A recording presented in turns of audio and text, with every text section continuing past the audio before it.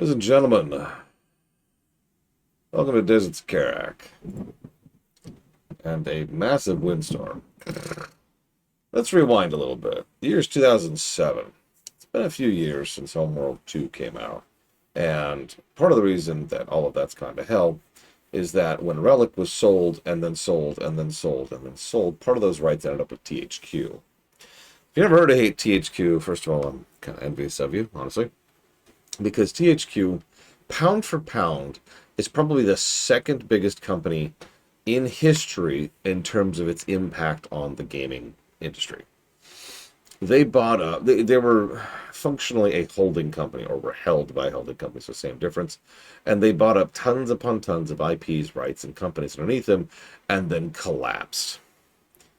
We are still feeling the effects of THQ to this day. In fact, some of you may know the more modern version of THQ, which is Embracer Group, which has already gone through most of the same arc. The difference with THQ, the thing that made THQ so strange, is that when they imploded fast and hard.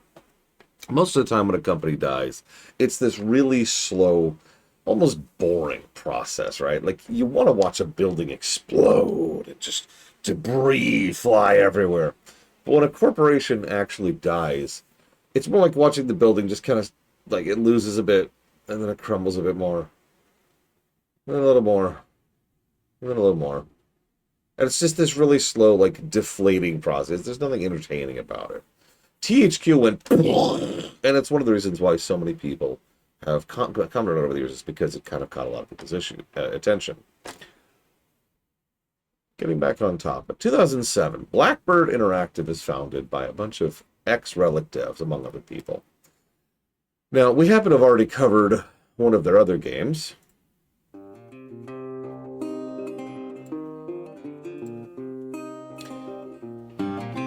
Hard Space Shipbreaker, which, by the way, I recommend. It's a great game. It has a few issues. It's basically too long. It's actually the only issue with it. But other than the fact that it's too padded, it is a fantastic game. And again, I highly recommend it. They also made Homeworld 3, although I don't blame them on that. Because Homeworld 3 was another one of those super sabotaged games. Speaking of which, this company was founded in 2007 to make a game called Hardware Shipbreaker. It was not a Homeworld game set in a Homeworld-style world, very similar to Kharak, very desert-oriented, with a lot of Homeworld, like the control thing, and the radar, and the control scheme, and the units, and the dialogue, and it was a Homeworld game. It was a Homeworld game. It was the people who made Homeworld, they wanted to make a Homeworld game, and they couldn't. Well, that didn't go super well. I should probably mention that both Relic and Blackbird, because Relic is still around, reminder, reached out to THQ several times and said, "Can we make a new Homeworld game?" And THQ said, "No! Nobody buys RTS games. We spit on RTS. But what are you going to do with the Homeworld franchise? Sit on it and do absolutely nothing with it." And so, nothing came of that. Now, the THQ implosion was a long time in coming, but it really kaploofed in 2013. And they filed for bankruptcy, and there's a whole lot of people who were rushing to buy up the pieces. Oh yeah, by the way, THQ had a lot of RTS IPs, not just Homeworld. So, that's cool. Anyways. Now, the relevant part, I want you to put this in the back of your mind somewhere. This has been 6 years now. Blackbird has been working on Hardware Shipbreaker for 6 years and just not really gotten anywhere with it. I should also mention that this is the, I don't know if there's a formal term for it, so I guess I'll come up with one. This is the dark ages of RTSs. You know, RTS really exploded in the 90s with Command & Conquer and Warcraft, and then it was like, yeah, for quite a while, and then it just dipped. And let's be clear, idiots will tell you that RTS games dipped because people don't want to play RTS games. And those idiots are, I'm trying to be shocked about this, idiots. This is a common cycle, and in almost every case that I have observed, and I have studied a lot of these in my career, it's because corporate jackasses don't want to make that game, usually because they take extra time and effort and may not return the level of return on investment that they want. So they say no. It's easy to not offer any bananas at the fruit stand and then say nobody wants to buy bananas. Yeah, it's because you aren't selling any, you dingus. Yeah, 90... Again, this is not the first or last time we've seen this exact same thing. There's never going to be RPGs again. Uh-huh. It's dumb. It's always dumb. It always has been dumb. Moving on. But this was... the reason I bring this up is THQ is one of the biggest pushers behind why nobody wants to play RTSs was happening in, like, the mid-aughts to about the mid-teens range there. We've already had a bit of a resurgence in RTSs. That's awesome. Moving on. So, THQ implodes. Screw 'em. And Blackbird immediately tries to buy the Homeworld franchise.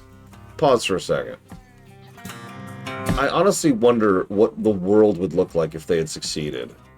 If Blackbird had managed to buy the rights to Homeworld, the IP. They didn't, of course, because it was instead bought up by Gearbox. Now, Gearbox are pretty terrible. I don't mean like Gears of War. That has nothing to do with anything. The company Gearbox are pretty terrible, right? And have been personally responsible for screwing over a lot of companies and a lot of games over a lot of years. So, to this day, the only reason I can derive for why Gearbox had such an investment in picking up the Homeworld IP was because they thought it would make their portfolio look better. I've actually dug through a lot of information for this, and there's not a lot of easy behind-the-scenes info here. Near as I can tell, what happened was so I mentioned their portfolio. Companies want to look big, and if you look at people like, yeah, we're the owners of, you know, Homeworld and Dawn of War and Total War 40K and StarCraft and Hearthstone and Mega Man and I don't know, Final Fantasy. They're like, oh my god, your company's so big. Oh my god, your portfolio is so big. And it's easier to get investment interest and blah, blah. Yeah, you get it. Yeah, exactly, Loner. It's to try and make the company look more attractive to investors. Because everything I've read, including the actual documents that were coming out publicly at the time, was that Gearbox had absolutely no interest in doing anything with Homeworld. Unlike Blackbird, who were in the middle of making a totally not Homeworld game. So naturally, Blackbird reached out to Gearbox and said, hey, guys. And Gearbox is like, what's up? Listen, so you want help getting all the information on that IP you just bought? What do you mean? Hang on, let me snort some more cocaine here. Oh, there we go. Okay, what are you doing again? Oh, well, you see, it turns out that THQ hadn't actually stored most of the source code or original source data, the raw files, for Homeworld 1 or 2. Now, they also didn't store anything for Cataclysm. We'll talk more about that in a bit, but the problem was the developers here, the people at Blackbird, didn't have the stuff from Cataclysm, because they didn't make Cataclysm. We'll get to that later.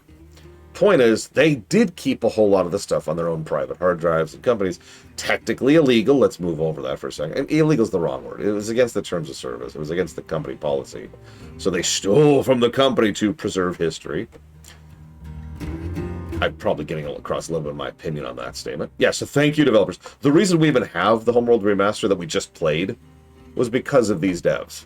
And because of how much information they stored on their own private hard drives from those, so that could be then baked into the Homeworld remaster. So, anyways, so you know, there was some talking, there was some back and forth, and finally, Gearbox was like, you know, that hardware shipbreaker game you're making kind of looks interesting. You know what'd be cool is if we go ahead and publish you. So you can put out your first game.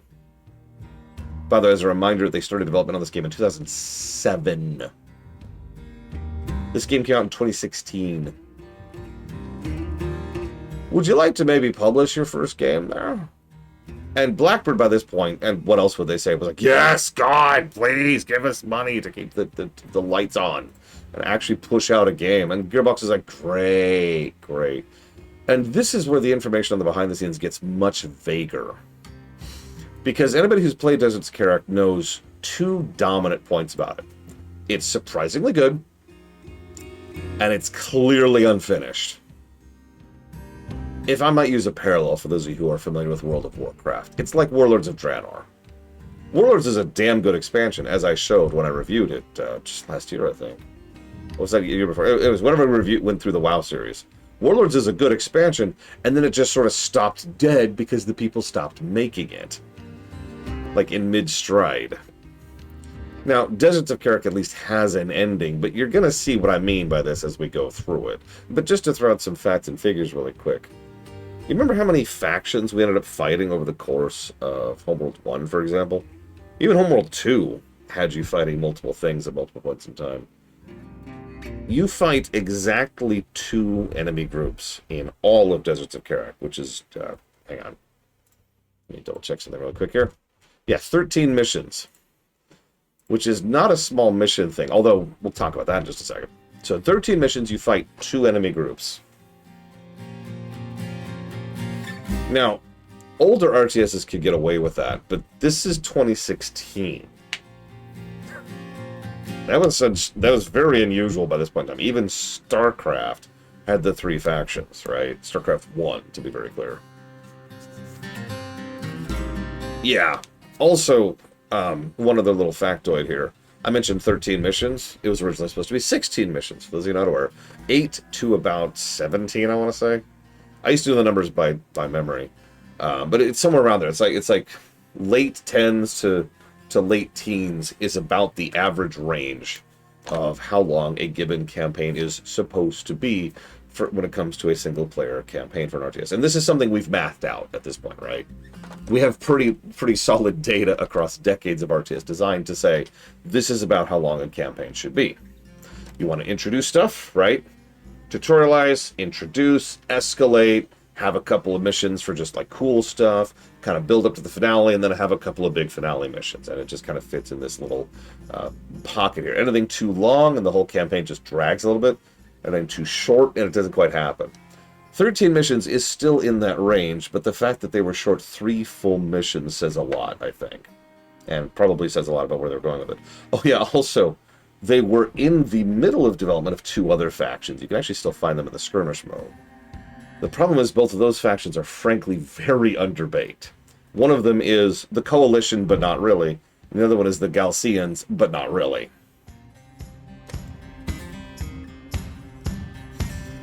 Yeah.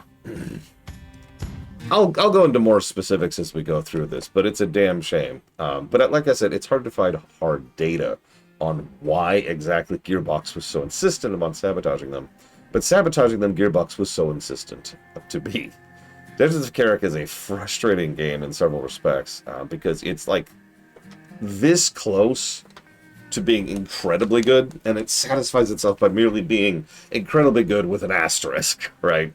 Now, I say that now before I review it. We will see. But enough of this hard space shipbreaker music. Let's go ahead and pop in and see what we got, shall we?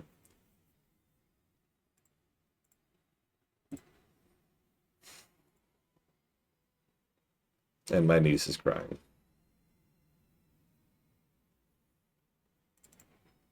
So if you hear something, that's what you're listening to.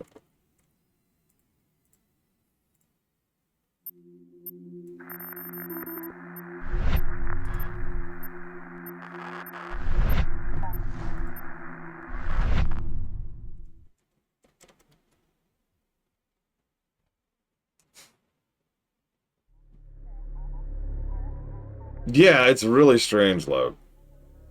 Oh, dude, proper mod support. Yeah, speaking of which, this game doesn't get the mod support positive, because, you know, duh. DLC is right there on the front page. Do not buy any of the DLC in this game. Its skirmish support is non-existent, while we're on the subject. Hang on, let's get rid of Enlibs. Well, I guess we can leave it up. But we're going to get rid of Bloom. Get rid of that.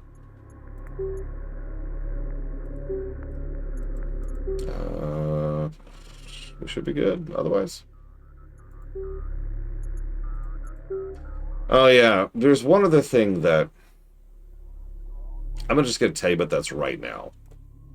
A lot of people kind of don't like this game when I talk to Homeworld fans because while it is a prequel to Homeworld 1, it feels more connected to Homeworld 2. And if you haven't seen my opinion of that, Homeworld 2 is the worst scoring of the Homeworld games so far. But a lot of that's on the story axis. Homeworld 2 story kinda sucked, right? Like, that was one of the biggest flaws of Homeworld 2, was its story axis was just, what? So, you're going to see some elements of this game which very much were inspired by and pulled from and therefore lead into Homeworld 2 rather than 1. Just wanted to warn you about that. All right, so let's do it. I've only got 2 stars. I suck! All right, so let's pop up here. Oh, yeah, actually, so we do have difficulties. I should mention this, actually. So these are actually decent difficulty options. I know this off the top of my head. Because most of these affect, some basic stuff, but they also change how the AI operates. They change how rapidly the AI will respond to things. And most importantly of all, they will change what exactly the enemy's build priority will be, for lack of a better way to put that. Let me put it to you this way. The reason the hardest difficulty is called Classic is because it's based on old RTSs. Old RTS AI. You know, the one that knows where you are, knows exactly what you're building, can instantly build something in counterjected to that, and knows how to build it and send it to you wherever you are on the map, right? Because, yeah, Classic difficulty is essentially a cheating AI. But that's actually fine, as weird as it sounds. Oh, yeah, and infinite resources. Excuse me. Thank you, Luke. That's actually fine if it's an option. I don't mind that being a toggle, as I've said many, many times. Oh, yeah, I can alt tab without muting. Oh, it's great. There is a non-zero chance we will turn the difficulty down again for this playthrough. I do not feel bad about that. We'll see.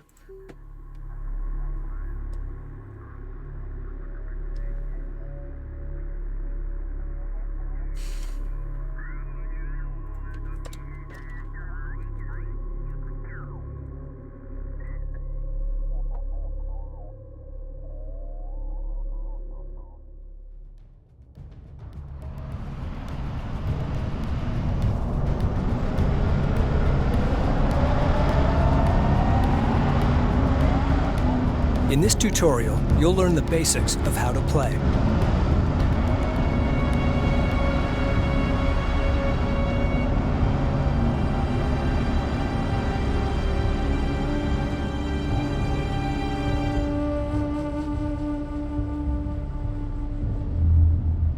I should mention really quick, by the way, just something to keep in the back of your mind. It's hard to properly keep in your head the scale of the units we're looking at. In space, it's whatever, right? Because in space, it's a ship, and you can just kind of abstract that. But here, it's on the ground.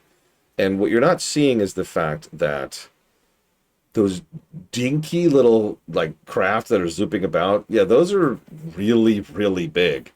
And those are the tiny little dots in the distance. Objectives are displayed on the left. These are your gameplay goals. Can I move? Select a unit by left-clicking or dragging a selection box around the unit. Carrier here. Left-click and hold to drag a selection box around several units. Strike responding. Prep for displacement. Move selected units by clicking the right mouse button on a position. Cleared for move. Ready.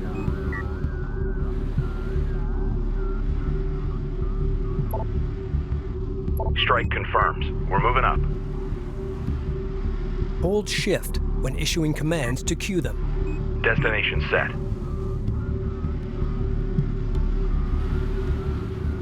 Yeah, you'll see the turning angle there. You can kind of see it as we're going.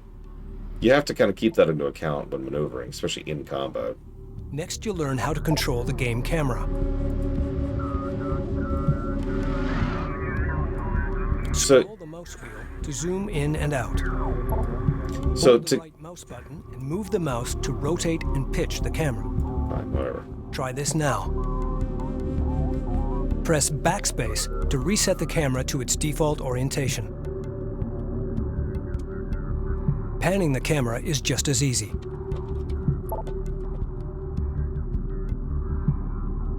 Press the arrow keys on your keyboard, or hold down the middle mouse button and move the mouse. Pan the camera to the command carrier now.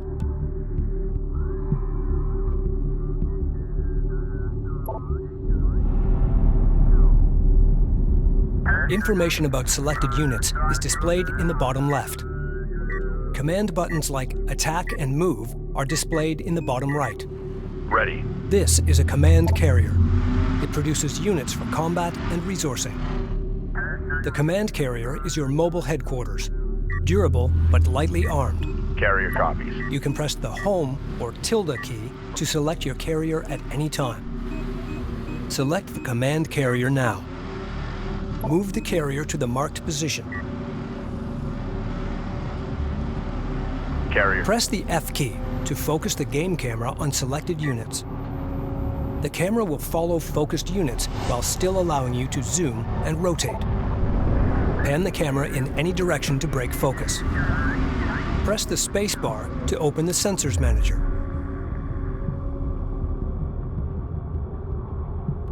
You can select and move units within the Sensors Manager. Red icons represent enemy units. White icons represent your units. Your selected units are green. Orange and blue triangles represent resources. Blue domes represent the sensor range or vision of your units. Enemy units within contact range are marked with a red circle. As your units get closer, they'll be in sensor range of the enemy. At this point, you will see each enemy unit clearly.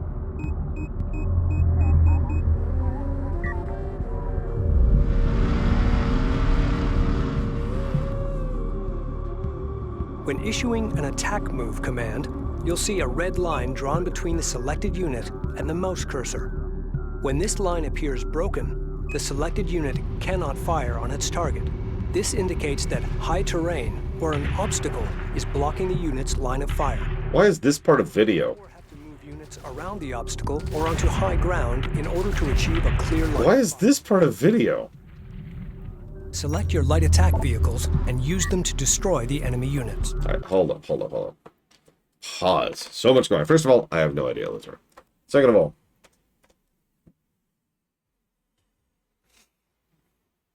this is wild.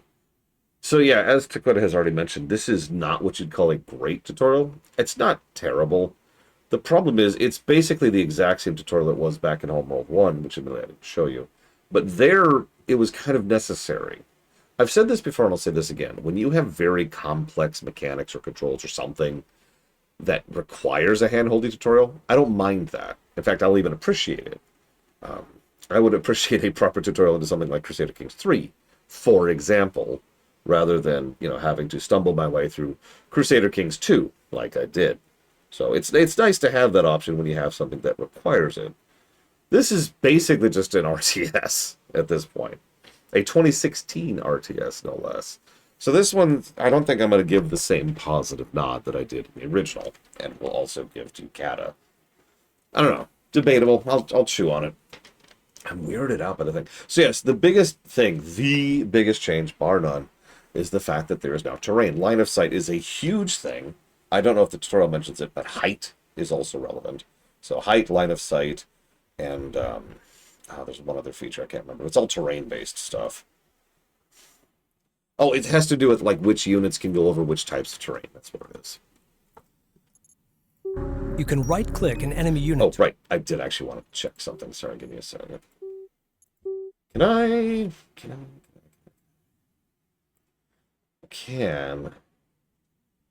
Don't want to.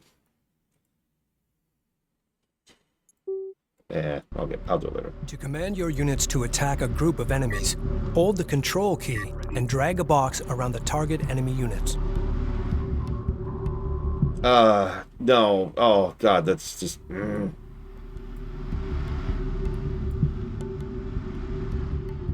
I don't know if I can get used to this. For some RTSs, moving the camera on arrows like this doesn't bother me.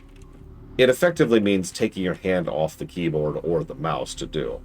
So you can just kind of get used to this. Move order confirmed. But so much of the camera is also on the mouse. I don't know.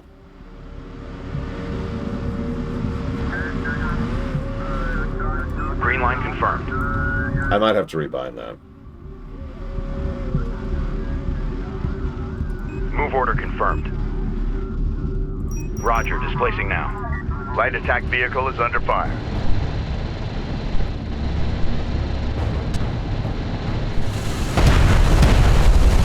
Strike craft destroyed. Don't worry, we still have some good battles in this game. So The viscerality will be solid. now. The command carrier has a unique power shunting system used to manage combat and production capabilities. This is the best feature in the game. Changed my mind. Power the turret network system. Seriously. So, the shunt system, this is effectively the beginning of a mechanic. Again, unfinished game. But even here, it's really cool what they can do with this.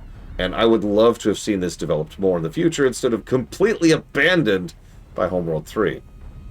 So we have reactive armor, repair systems, turret network, and range systems. You have X amount of power, and you can shunt it out however you want to across these 4 systems. Each one changes some of your stats. For example, at all the way up at 5, so each of these increases armor, but then at the very top, it actually gives you a self-repair option. This one gives you some kind of repair beams on the ship, which get better and better and better and better and better. This one is turrets, so turn on missiles, increase missiles and rate of fire, and then add armor-piercing rounds. And this goes from turret range of the AA's, which increases their range and just the turret. It's really, really good, and I like it. And it is, unfortunately, as I just mentioned, the beginning of a mechanic. Eyes on to authenticate. Enemy forces are attacking the carrier. Destroy them. What is going on with the camera?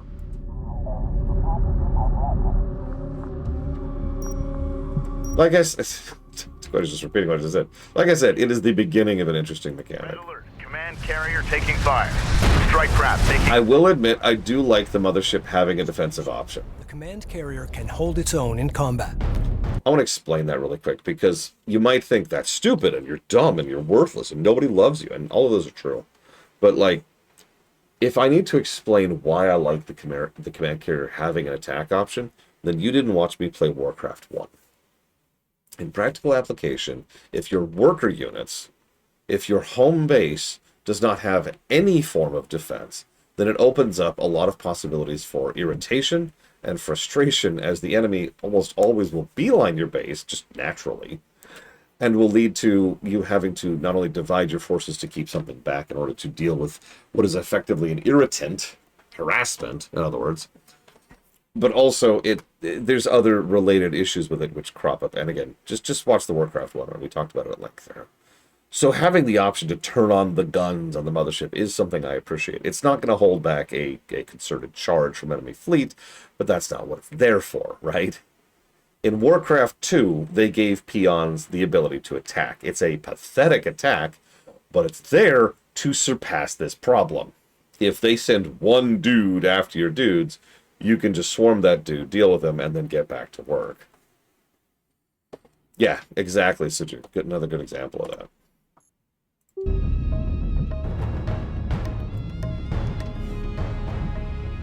Selecting a unit and pressing the Move or Attack Move command button displays the terrain overlay. While the terrain overlay is active, some terrain is color shaded to display its relative height. The 3 colors of the terrain overlay represent high ground, low ground, and neutral ground. When a unit takes position on the high ground, it deals extra damage when attacking units on lower terrain. The enemy have deployed armored units. You'll have to find another way to defeat this enemy force. Railguns are most effective when firing from long range. However, they can be easily overwhelmed by short-range strike craft, like light attack vehicles. Stall designated. Mark bearing.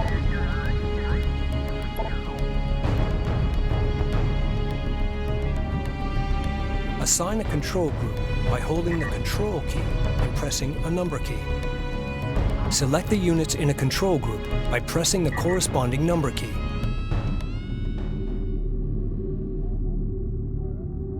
Use the boost ability on your light attack vehicles to intercept the enemy. Style detect. Punch it. Visual. Select the light attack vehicles and left-click the boost ability button. Then issue a move command.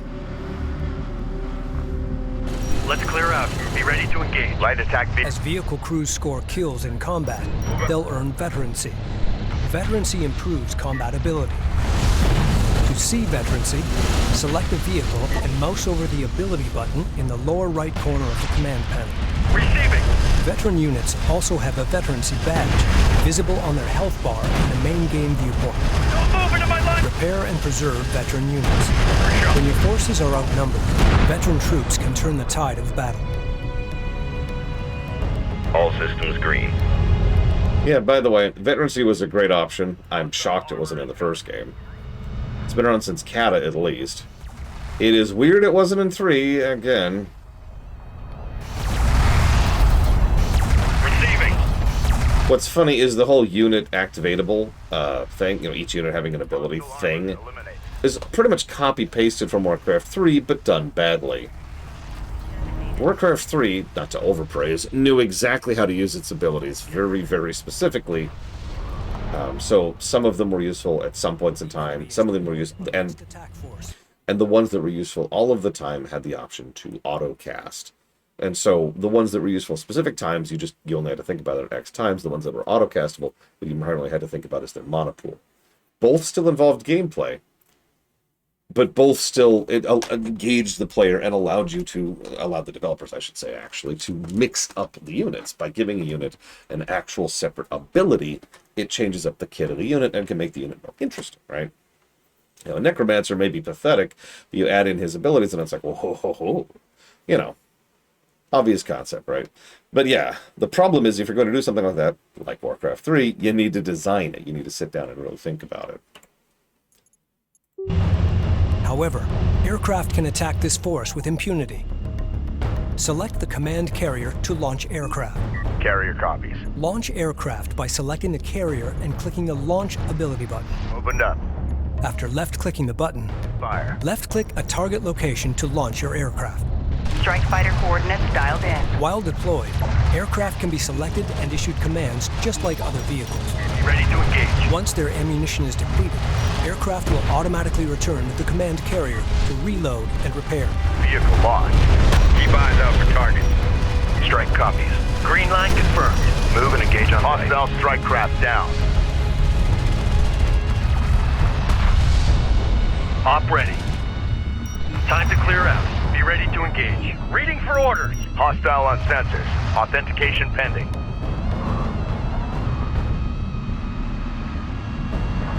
Armor, go ahead. We're clear to move and engage. Attention. Strike craft taking fighter effective approach fire. commander dialed in.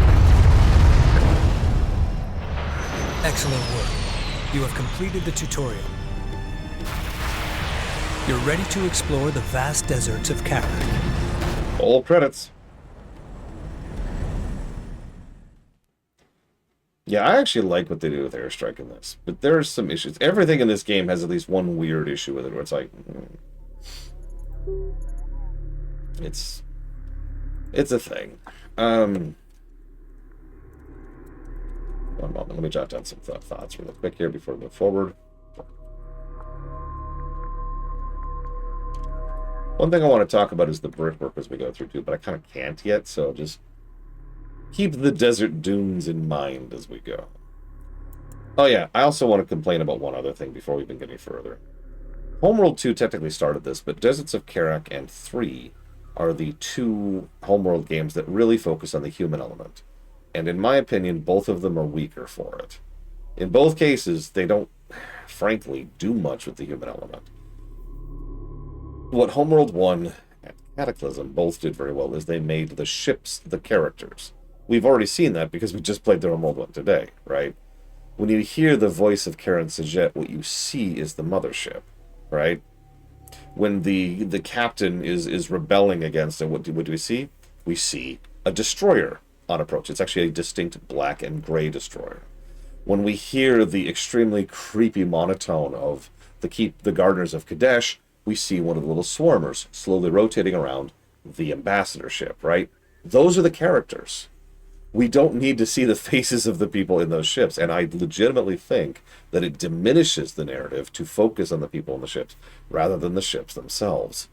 Among other things, it's a tonal thing, of course, but it's kind of Homeworld's shtick, right? We have plenty of games and shows and movies and books where people in ships are characters. Homeworld, the ships are the characters. So, what would have been a positive here, what was a positive on World 1, what will be a positive in Cataclysm, is not a positive here.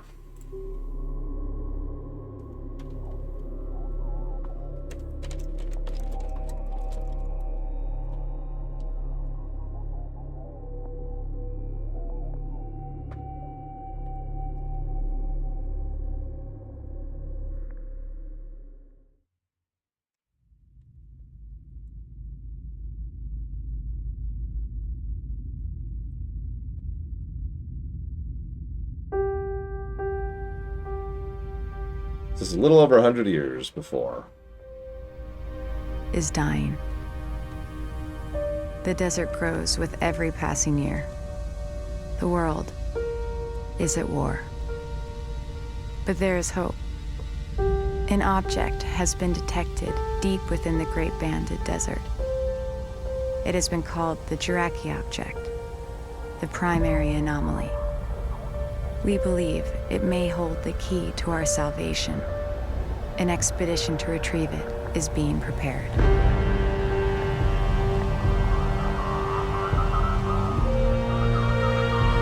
Why is this so stuttery? God.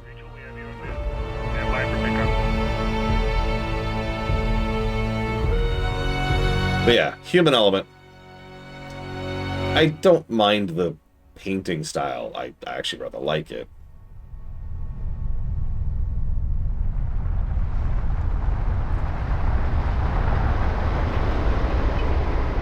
So yeah, her own craft can comfortably drive over her.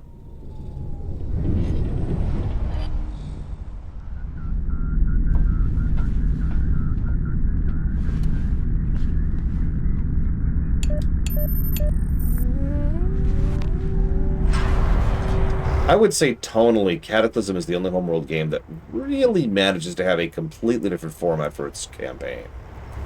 Homeworld 2 and Deserts of Kharak have a different tone. This is a war story. Homeworld 3 tried to be a war story. But only Cataclysm managed a different structure to its story. I did try, actually. I've read the freaking books and the expedition guide. Yeah, that crawler right there is gigantic. That thing would dwarf a tank in real life. Well, okay, dwarf is exaggerative. We have vehicles that big in real life. Do you get my point? Look at that thing. There you go, right there. That's a great showcasing the scale of that thing. Rachel, we need that control module hooked up before we launch, and we don't have a lot of time. Understood. Clearance to approach? You're clear. Gate 5.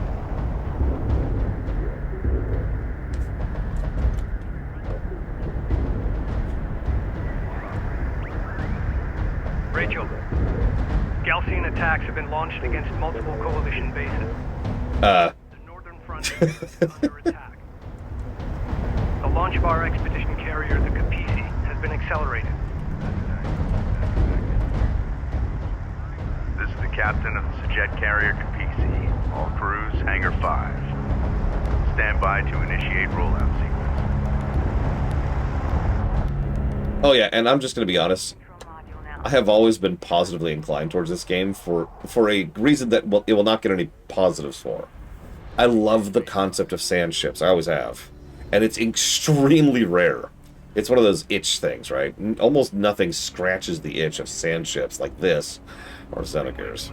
All stations green. Captain has the helm. Ample clean blue on all decks. Full complement aboard. Shutter test green. Get SANCOM up. See if they have any... Yeah, sand ships. I love the concept of sand ships. There's another good shot of scale there. The Sandcrawler is ginormous. It is basically the size of real-life aircraft carrier. Cooling tanks online at I don't know about the specific stats, but 459. Cycling in 30-second increments until 99 at 7. Bringing systems online. Fleet manager online. a fair paranoid android. System online. Unit status online. Command system online. Objective tracking online. All control systems successfully installed and online. Systems confirmed. Yeah, it's important to keep that in mind because our camera's going to be way out here for most of the game. Copy that. That we're looking at something the size of a city block. This is fleet intelligence for the expedition carrier Capisi. I will be issuing all mission objectives through this channel. Okay. Before departure, we need to run essential tests on our key capabilities. Vehicle production, resource salvaging, and combat operations. Time is of the essence, so let's run through these quickly. Fleet operations, is your channel clear? Affirmative. I will be providing all non-critical updates on unit production, research, resource salvaging, and all carrier systems through this channel. Copy that. Stand by to initiate production test. So, give me 1 second to just chat, if that's okay. First, deploy a salvager from the command carrier Capisi. No. So, desert wall, right? And again, it looks like a small wall, but remember the scale we're talking about here. This is hundreds of feet tall, the sand wall here. And while there are defenses here, let's be clear, the primary purpose of this sand wall is to block out the sand. As you can see, that is a bit of a problem on a world like this. And yeah, by the way, just to put this into perspective, I didn't know it was actually even that big. So you see this monstrous thing here, this joyous thing. The heavy assault carriers we had, the heavy cruisers in the previous game, are not as long as this thing. It would probably come back to about here-ish. I know you can't see the mouse. All clear. But, yeah. A little bit taller, obviously, and a lot heavier firepower, but still. Huge friggin' thing. Okay, Awaiting orders. let's go put you over Fleet there. 7 assigned. And speaking of, I'm gonna have to memorize some hotkeys, but I don't see the one I want right now, so we're just gonna ignore that for right now. Okay. Carrier here. Why is... Okay, whatever. And yeah, by the way, if this looks familiar, congrats! You watched me stream 3 recently. Salvager online. Stand by to commence resource test. Ready. Yeah, this gigantic mining machine, Resources located here. dwarfed by all that stuff. If you want to really understand how big this thing is, do you see that tiny blue speck on the front of it? That's the cockpit. I'll send the report through one. That's your scale right there. Lockdown for mobilization.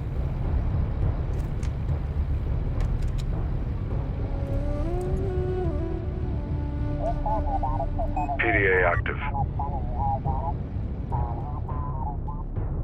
Capisi reading.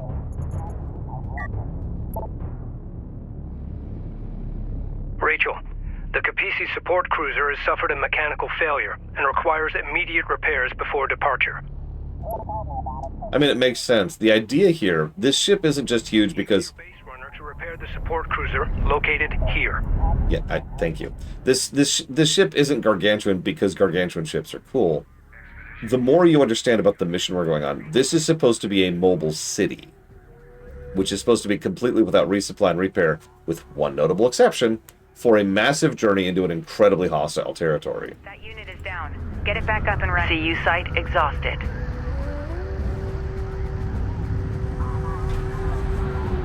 Initiating repairs.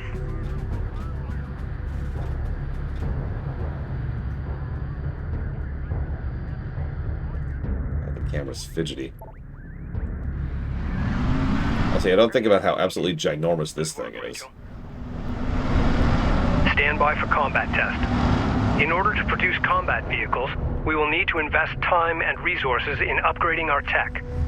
The first step is to upgrade the Capisi's advanced manufacturing facilities. Once that is done, we will be able to build light attack vehicles. Go for carrier. Carrier. Oh, absolutely, Reggie.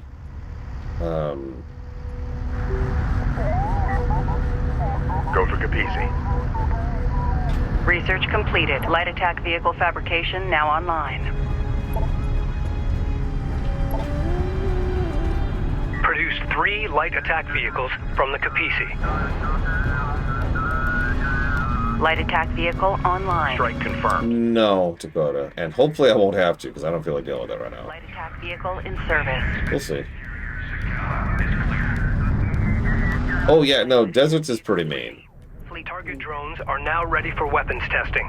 The sign. Use the light attack vehicles to target and destroy the drones located here. Yeah, you noticed, Hippolytos. Move and fire at will. Receiving.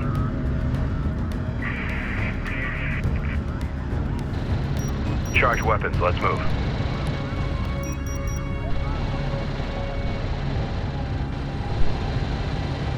In Homeworld 3? Homeworld 3 didn't have a particularly interesting difficulty curve. It was very frustrating to play, if All that counts. fire tests are complete. Give me a go, no-go for launch. Operations? Go. Bridge? Go. Rachel. Science team's in place. We're go. Engineering? Go. Confirm all systems go.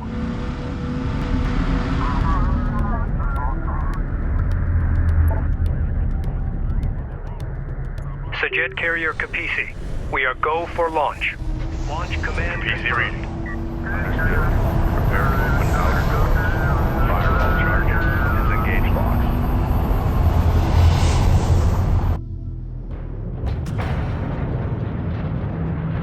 Outer doors opening.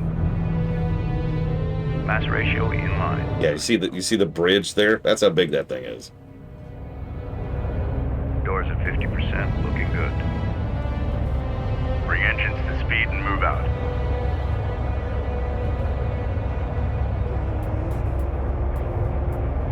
Correct, Luke. She's not even military, technically. She's just research. Full aperture. She is in on the know of what's going on in the world, though, which most people are not. They found out that the world is dying pretty recently, historically speaking, and most people are not aware of that yet. Today we embark on a historic mission to find and retrieve the Kharak object. Lying at the heart of the Great Banded Desert, deep inside Galcian territory, That is a hell of a shot. holds the key to our survival on this planet. The journey will be perilous, but if successful, we will change the course of history forever and secure our future for generations to come. I do like these right here. Personal log, Science Officer Rachel Sajet, Expedition Carrier Capizzi. We've launched 3 months ahead of schedule and just in time. The Galcian threat was far greater than we had anticipated. As the lead scientist on this expedition, I'm more convinced than ever that my brother was right. That what lies out there amongst the dunes holds the key to our survival on this planet, and possibly beyond. We have no choice now but to believe. So in case you missed that, let's talk about a few things here. First and foremost, they don't know what we're going to get. There is an anomaly, which is throwing off some weird readings. That's kind of it. That's the extent of our knowledge here. I just want that to be in your brain, because this is a hell of a Hail Mary. And in fact, this is an insane amount of resources and personnel and backing from the entirety of the Northern Coalition to roll the dice on a loot box, effectively. We have no idea what's in the box. We don't even know if we can reach the damn thing, and it happens to sit very far into hostile territory. Yeah. And yeah, the Galcians control most of this most of the equatorial region, is what I would call that. They're the desert nomads, and they own it, and piss off. We'll talk more about the Galcians later. Anyways, I do like this map, though. It's a good way of showcasing, once again, where we've been, where we're going. You can see there's where we are, and there's our current arc right there in the upper north. Confirm rendezvous with Lander 607 at the Boneyard for receipt of the sensors module. And yeah, operations. Distance to anomaly, 6.68 mm. Not sure how long that is, actually. Temperature, 30 degrees Celsius.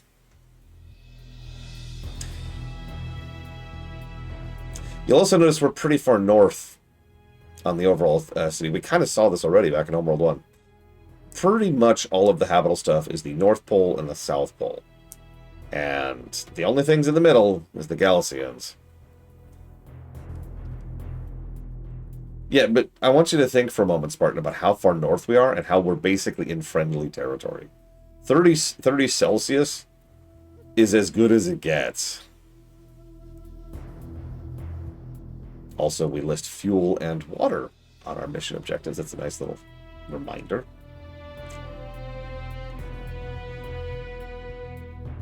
They do not know. Nobody knows. The Galcians, we'll talk about them.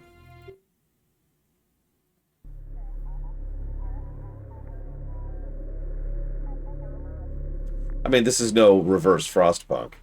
Oh god, Heat Punk. That would be awful.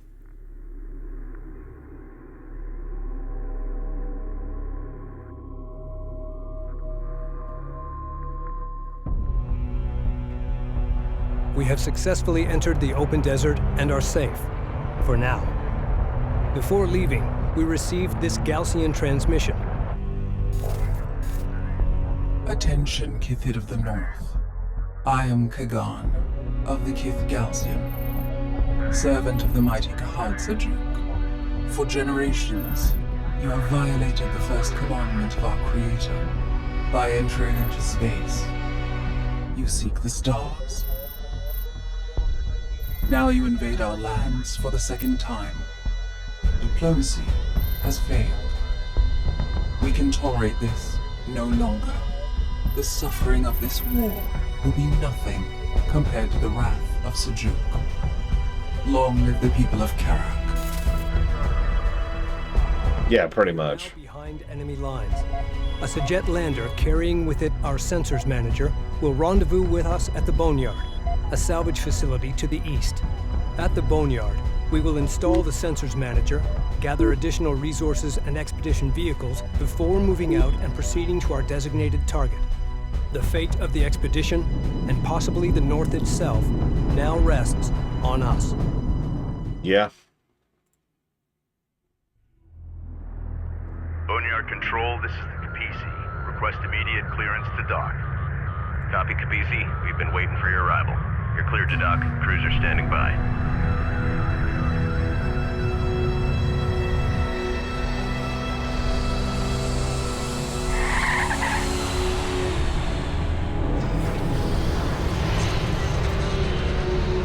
Boneyard Epsilon Lander 607 is wheeled down and prepping cargo for unload. Roger that.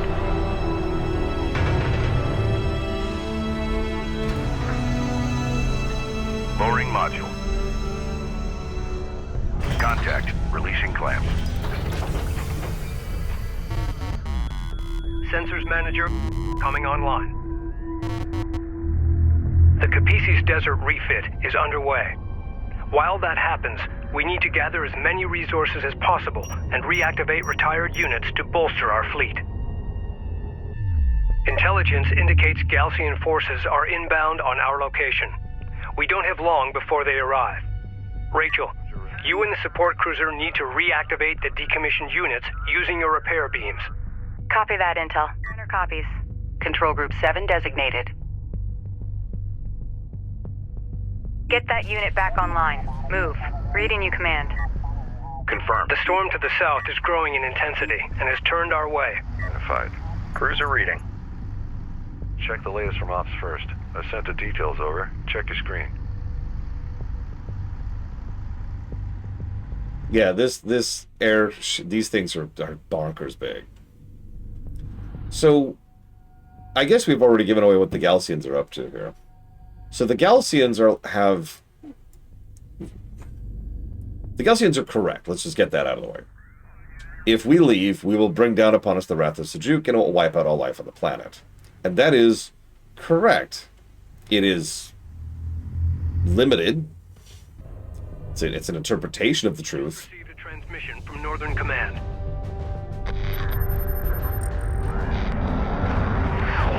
confirmed that multiple coalition bases have fallen, including Delta, Juno, and Epsilon. Here is under siege. It appears the Sadim carrier, the Sakala, also managed to escape. We are to rendezvous with her and continue on with the expedition at all costs. So as usual, home behind us was destroyed without any of the impact of Homeworld 1. And closing in. Perimeter turrets engaging enemy units. Keep those Galcian forces away from the Capisi and continue to gather resources and units until departure. Be advised. Class 5 sandstorm detected on approach. Attack pattern, full speed. Actually, yeah, such a probably. Well, I say on purpose. Maybe that's the wrong way to phrase that. Op ready. Armor, go ahead. Alert, sensor post lost. Move order control group 2 designated. Oh god, this camera's gonna kill me. What is going on here? Hang on. What is going on with this?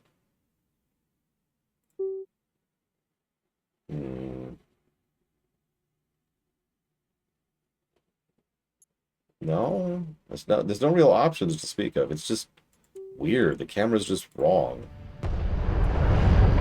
Unidentified craft on approach. Mark the bearing. On our armor vehicle taking effective fire. Copy. Target set. We've got hostile on sensors. Confirm visual. One of our turrets is taking fire. Ready. Hostile sighted. By the way, well, The okay, Galcian whatever. attacks will continue. We require additional forces. Strike. We do not have a sufficient number of LAVs. Collect more CUs and build more LAVs immediately. For assignment.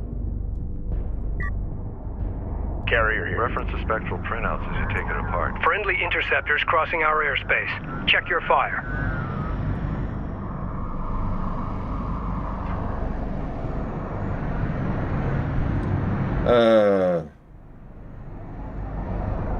Where's... Hang on.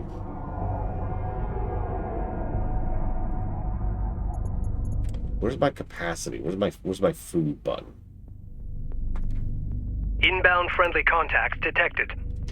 Where's my food button? Yeah, by the way, Homeworld's on sale. It continues to be a trend.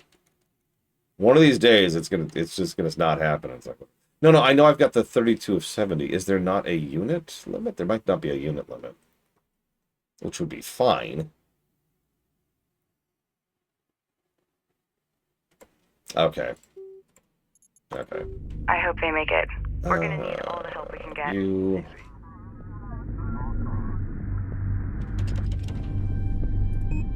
Hostile light attack vehicle. No, wait, let me just... I don't even get a chance to build anything. Allied armor assault vehicles entering your area. Taking hits. We need immediate assistance. Be advised. Allied armored assault vehicles are deploying smoke screens to break enemy line of sight. Light attack vehicle in service. Ready. Copy. We're clear to engage. Reading. We have a target. Light attack vehicle online. Okay. Where's the rally? What's the rally? Why? Why is the rally? Service. Reading. Armor ready. Strike craft destroyed. Control group 1 designated. So yeah, the enemy ships have hover jets. Op ready. Confirmed. Eyes on hostile railgun. Hammer it. Get us over there.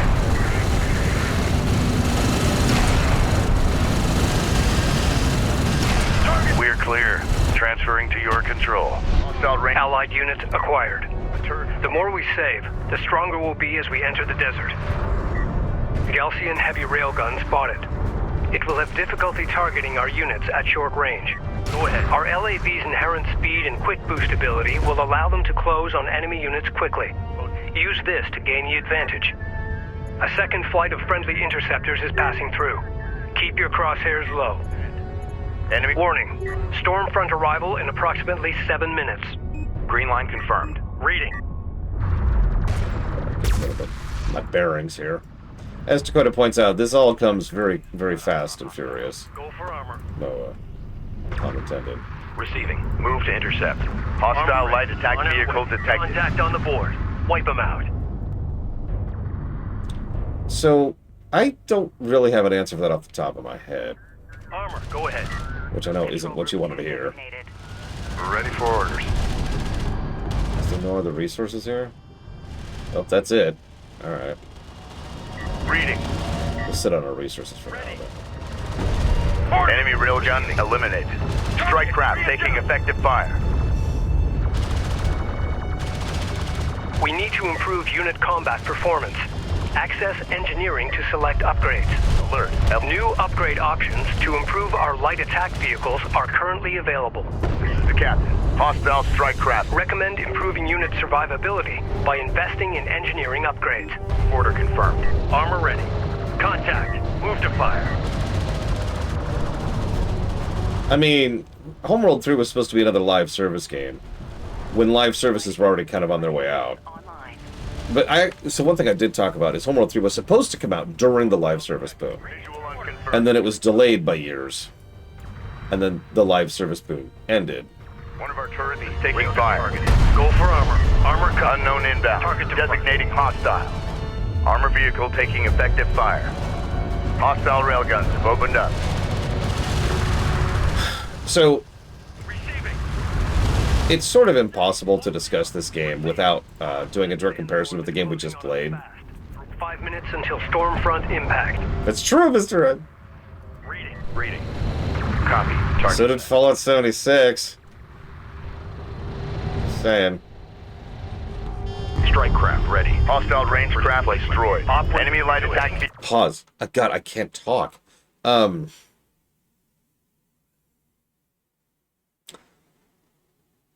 The idea here, I want you to mentally put yourself in the shoes of someone playing Homeworld 1, okay? Let's really look at the first few missions for a second. The first mission was the tutorial. First mission here is the tutorial. Okay. Cool. The second mission in Homeworld 1 was almost perfect. As I've said before, missions 1 through 5 of Homeworld 1 are basically perfect. I struggle to think of how they could improve them. It's one of the reasons why we gave such an absolutely gargantuan amount of positives for missions 1 through 5, on both axes, I might answer. But let's focus in a little bit. Mission 2. Alright, we're here, but we can't find the resupply guy we're supposed to find. Sound familiar? So, okay, look for them. And after a little bit, it's like, we found their beacon over there. Okay, go over there, figure out what's going on. Okay. But the game also gives you a moment to recover, build some stuff, research some stuff, and get your light corvettes going if you feel like it. So you have a moment to breathe, figure out the controls, figure out what you're doing, and plan ahead, if you feel like it. Or you can just beeline for the ship. When you do, the tyrannic attack. I was like, oh god, I'm being attacked. But that initial attack is pathetic and yet energetic. It's very uniquely designed to make you feel like you're under the gun when you kind of aren't. The Tyrannic ships are worse than yours. They come spread out. So, you know, it's like 2 ships and then 2 ships and then 2 ships rather than 6 ships, right? And you have hard counters to all of their ships immediately. So even if you somehow got caught with your pants down, right, and you decided to go over there immediately, you still have the opportunity to, oh crap, build up your troops on the spot and deal with them. And yeah, even if you somehow get completely wiped, they're not going to push through your mothership all that fast, and you will be able to pull yourself back out of that hole. All of that's by design. Then there's another bit of a breather, and then a slightly larger wave comes. And that's kind of it. That's the first mission. There's a couple of other things. You see the carrier, but the carrier doesn't attack you at this point. They don't deploy their array frigates. They don't deploy anything. It's your level 1 bandits. Now, technically, that's the same thing here, but feel the difference in tone and gameplay structure as I am constantly having to redirect my 2 troops here to all over the place because I'm getting hit from all angles at the same time constantly. Alert, a turret post just went down. I will admit, to go against the grain a little bit here, that I actually kind of like it when you have a mission that keeps the intensity high. StarCraft 2 is both good and bad about this, depending on your perspective. But that's not what this is. Hostile strike craft down. This is just busy work. Like, so much of this is just, what? Huh? What? And if you're paying attention, you actually get punished for not keeping up. Jet salvage depot. Allied Light Patrol Group, we are inbound on your location. Galcian Sandskimmers in pursuit. Request immediate support. Order the Allied light attack vehicles to use their quick boost ability to escape the pursuing Galcian. Attack vehicle destroyed. Move it! Full speed! Firing back. Receiving. Move order confirmed. There's a lot of stuff to look at, too. A lot of stories to process. Armored vehicle is taking fire. Ready. Strike craft destroyed. One thing I do like is that Rachel's heal is auto, so you just put her near something and you're good, Push up to that point. which is very good. Strike confirmed. Control Group 1 designated. One thing I do not like is ships you don't currently have selected are gray. I'm sorry. It is really easy to lose those gray icons amongst the noise of just the background. Stormfront arrival in approximately 3 minutes. We're running out of time. We're moving out. Spool up. Cruiser ready. Control Group 5 designated. Hostile light attack vehicle detected. Hostile on sensors. Authentication pending.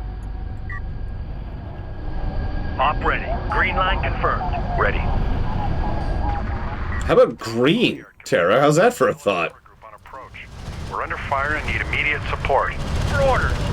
On target. You notice the green pops immediately, and I can tell exactly what I'm looking at. Fire support. Fire support. Reading. Reposition. Reading. Why am I checking Discord?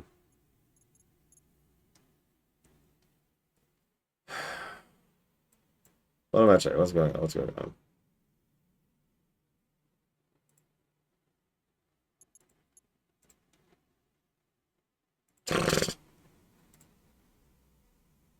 Okay.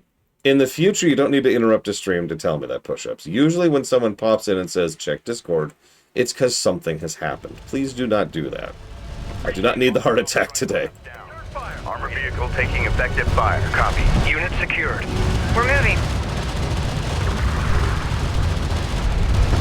Purple might work, actually, because it would be another stark color that isn't going to be here. And as you can see, red is already taken, which would be the other obvious choice. Staff transferring aboard. Engage. It's all good fun push-ups. It's just, I hear that and I'm thinking, oh God, what's happened? Rachel is in contact. What's happened? No. Get us moving. Receiving. Fire support. Hammer the strike. God, I hate this camera. I hate this camera. Ready. Got eyes on hostile. Fire. Keep moving. Ready. Hostile locked. Reading.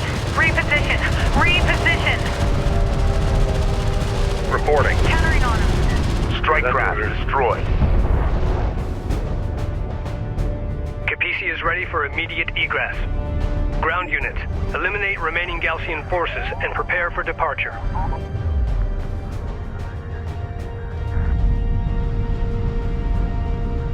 Hostile light attack vehicle. Yes, there is a raid siren in the distance. Hostile designated. Trackers assigned. Armored vehicle is taking fire. Ah, God damn it. Railguns have opened up. Stormfront arrival in 1 minute. All crews, prepare the Capisi to move out. Coordinates confirmed. Lay down some Move counter intercept. fire. Locking onto ground strike. I hate this camera. Strike craft taking effective fire. I may just rebind it. You know what? I think I am going to rebind it. I'm just going to not use A move. I don't use A move in a Homeworld game anyways.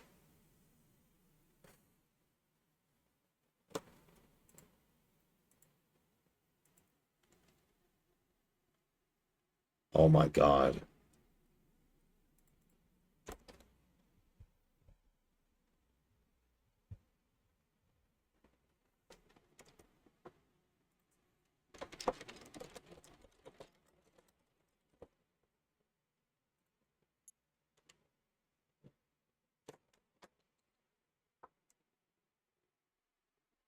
You can't rebind controls in a PC game that came out in 2016.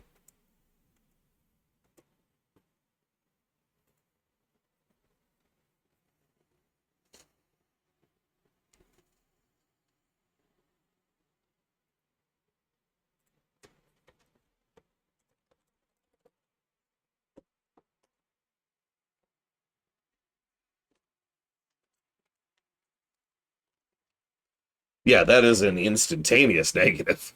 There's no excusing that.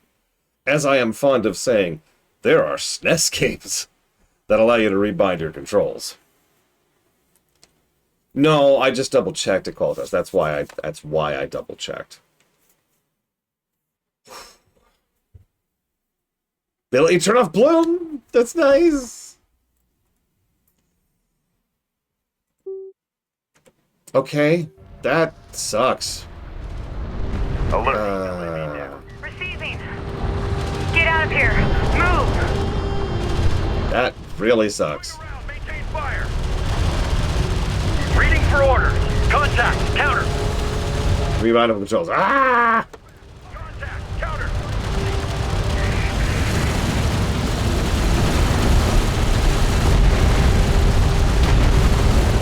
Go for Alert. Light attack vehicle destroyed.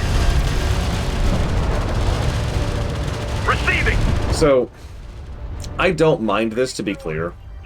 But yeah, LAVs are basically fighters. Armored assaults are basically corvettes. We'll see frigates and cruisers later. It's all pretty equivalent. New coordinates verified. Receiving. Put rounds on any Strike craft destroyed. Reading.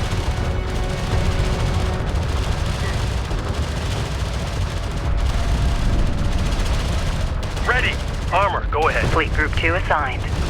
Thankfully, and this is a good thing, they use the same icons as the other Homeworld games, so anybody familiar with the franchise can figure it out pretty quickly. Forces have been eliminated. Our Stormfront arrival imminent. All right. Bring engines to full and move out.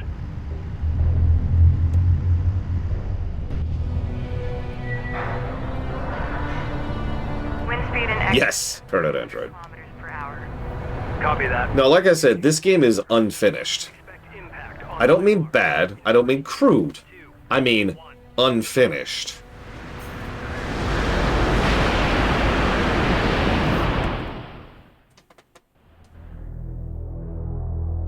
So, now, Personal log. Intelligence Officer Nathan Sajet. Expedition Carrier Kapisi. Our refit is mostly complete, and we're now headed for open desert. Several Coalition units were able to link up with us and have joined our ranks. To the north, Galcian forces are laying siege to our homes. There's no going back. The expedition must carry on. It's hard to believe it's been 4 years since our satellites detected the Jiraki object. That massive anomaly deep in the uncharted desert. Its energy readings rivaling our planet's sun. Rachel thinks it could be the source of the new Galcian technology. Only time will tell. so if you remember, one of the things I praised constantly about Homeworld 1 was the writing. Very specifically, the word-to-word, sentence choice, word choice, sentence structure. The writing, the prose, to put it very simply. That's because it was really freaking good. That's because people spent a lot of time and effort refining the dialogue in Homeworld 1 to say a lot with very little. Now, this isn't as bad as, I don't know, Homeworld 3. But yeah, we're literally already getting, as you know, on the briefing of the third mission. Just hang on. Let me do a comparison point super quick. One moment, please.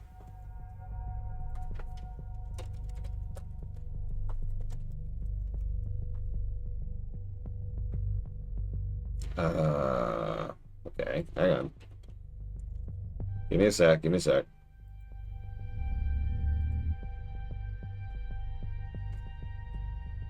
me a moment.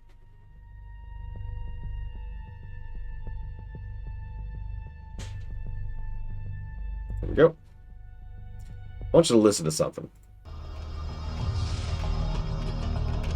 Not the music.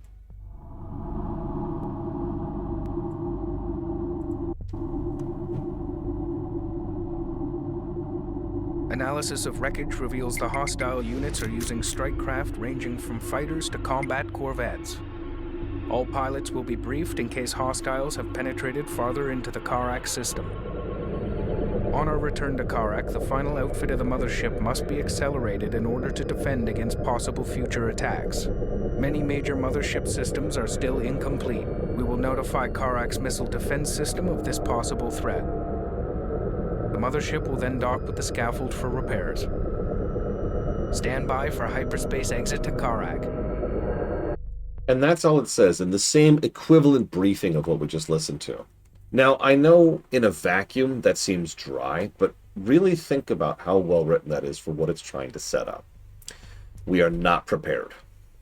We have final tests and systems to do that we were supposed to do with the Kar Salim that we didn't get to do. So now we've got to do that on the rush.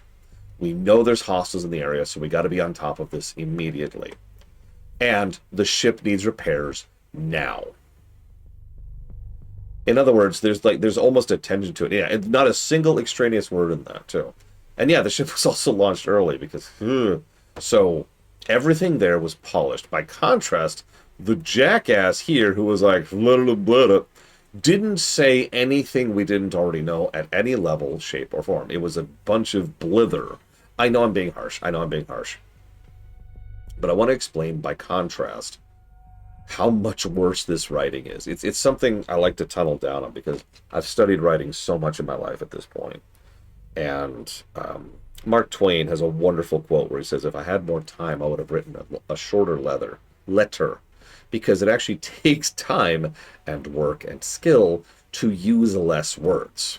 I actually don't know if this is true in other languages. I just realized that. So forgive me for my ignorance there.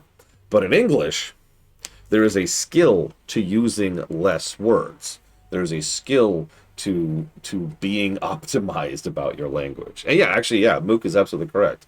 Code optimization usually refers to good writing from a code perspective, paring it down to what is necessary and what can accomplish what is needed without any extra fluff, which can make a game run smoother or make code do whatever.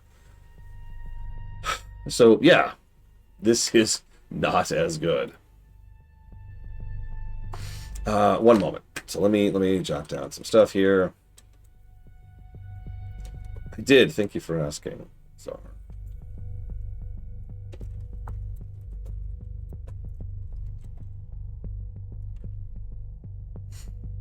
Okay. Just jotting down some notes as we go. This is a fascinating game to cover.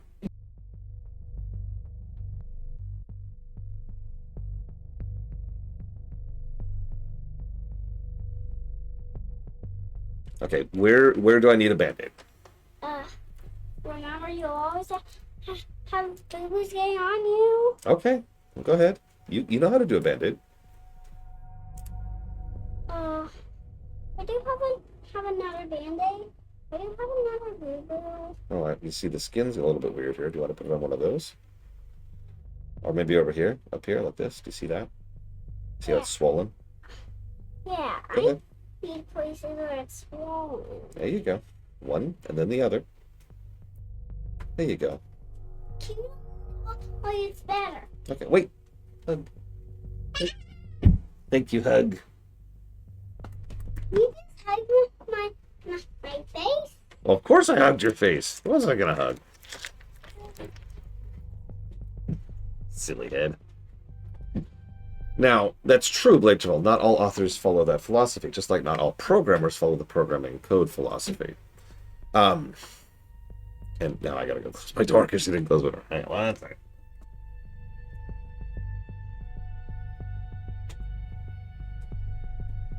However, that being said, there is such a thing as objectively bad writing, right? 1 second, please.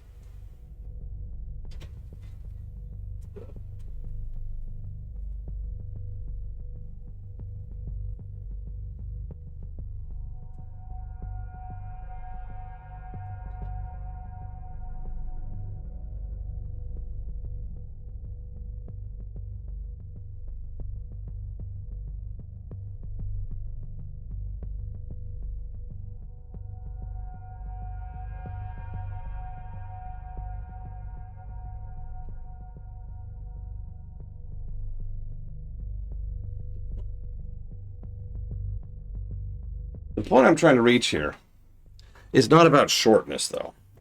So please don't mistake that. It's about design. It's about good writing. I don't have a better way to put that. It is about good writing. It is possible to be verbose and still be well written. Give me 1 second. Because I can prove this point with a single paragraph. Yes, random. That's a whole topic, though. Don't get me started. Okay, ready? It was the best of times, it was the worst of times. It was the age of wisdom, it was the age of foolishness. It was the epoch of belief, it was the epoch of incredulity. It was the season of light, and it was the season of darkness. It was the spring of hope, it was the winter of despair. We had everything before us, we had nothing before us. We were all going direct to heaven, we all were going direct the other way. In short, the period was so far like the present period that some of its noisiest authorities insisted on it being received, for good or for evil, in the superlative degree of comparison only. I could probably do an essay on that paragraph right there, and it is famous for a reason. That is a good example of how it's not the shortness that matters. It is, once again, Tale of Two Cities. It is not the shortness that matters. It is the design that matters. Because if anybody tells you there's no design to writing, then they are lying. It's the same problem. It's the same exact concept. Someone sits down and thinks about what they're going to do. Yeah, lack of bloat doesn't mean short. Lack of bloat means lack of bloat.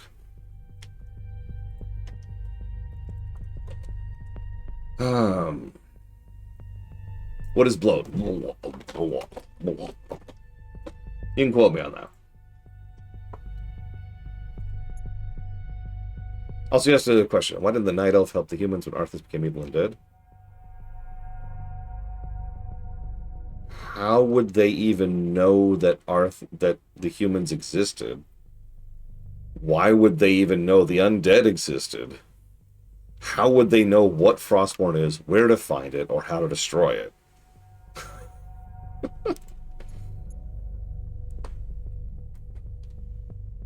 Yeah, no kidding, Krenzler. I will freely admit to my shame that I have written stuff back in the day and been extremely embarrassed by it. I also have this habit of going back and regularly editing my older works just to kind of get them up to code. I just realized I need to take this off. This is actually going to cause me issues. Yeah, you know you're a real insert creative type here when you look at your older stuff and you're like, ugh, God, ugh. I should delete the older rooms. I should just delete them. Erase them from history. All right.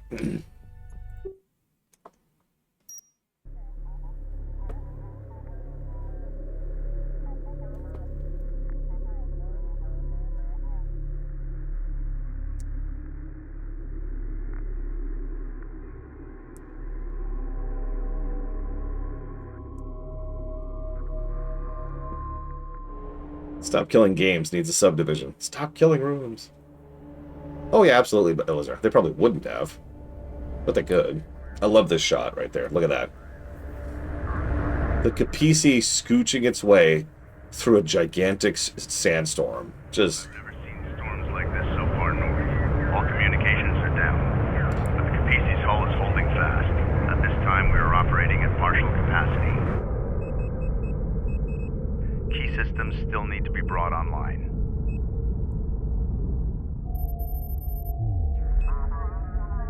Our initial satellite data identified the location of the primary anomaly, along with dozens of secondary targets. Almost on the equator, by the way, if you see that. Northern route, skirting the Belladin Formation.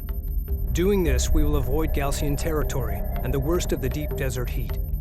We will then cut south to the primary anomaly, the main goal of our expedition.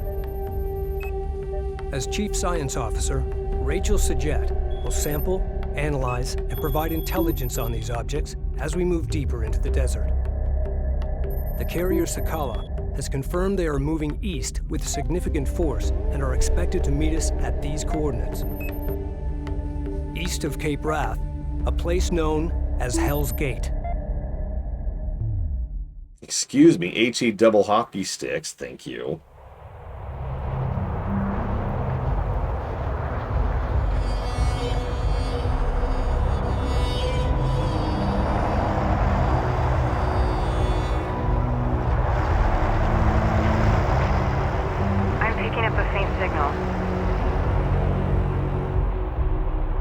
Yeah, there's a lot of bugs in this game. It needed a few more.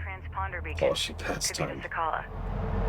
Push ahead and search for the Sakala. Hang on 1 second. I just realized there was one option that might help me here a little bit. It was this. This might help. Okay, that's so much better. Okay. Sandstorm conditions in effect. Be advised, Galcian combat patrols may be in the area. As we push forward, keep your eyes open. Engineering reports the Capisi's primary shunting systems are now online. Power may now be shunted to weapons, armor, repairs, and long-range targeting systems. Armor systems active. Weapon systems online. Weapon range systems currently active. Okay. This game. Alright, so check this out, right? I hold down and I drag right, or I drag left. This makes sense. In other words, I'm dragging the map to the right. So when I drag it right, the map moves left. That makes sense. Now I'm going to zoom out. And now I'm going to zoom in. This does not make sense. The problem here is invert mouse scroll inverts both of those. And there's no just do one.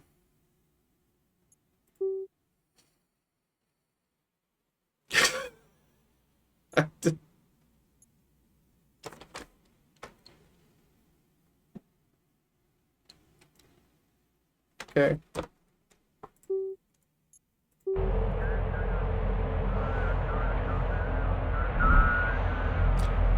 Moving on. Acknowledged. Moving on. We're moving out. Spool up. Carrier copies. Carrier copies.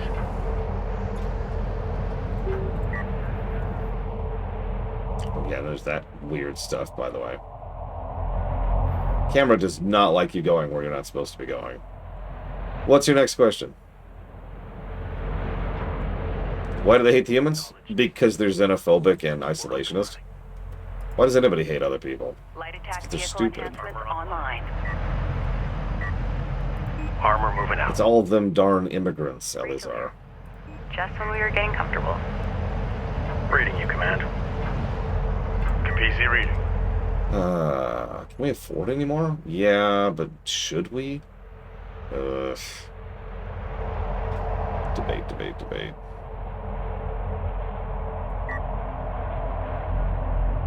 Capisi, go ahead. New heading. Adjust. They said you guys look like dorks. I mean, I know what the Night Elves would do. They'd be like, this is the great and terrible Frostmourne. We must hide it away in a cave. But, sir, it's already in a cave. Then we have done it. We have successfully hidden the terrible thing, Frostmourne.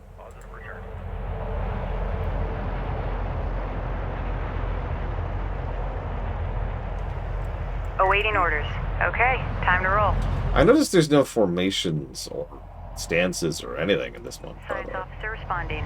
Carrier here. Location marked. Reading you. Board's green. Reposition. So Rachel just kind of did some power sliding there. Unidentified contact. Designate as hostile. Where? Oh yeah, look at that. Locking onto enemy units.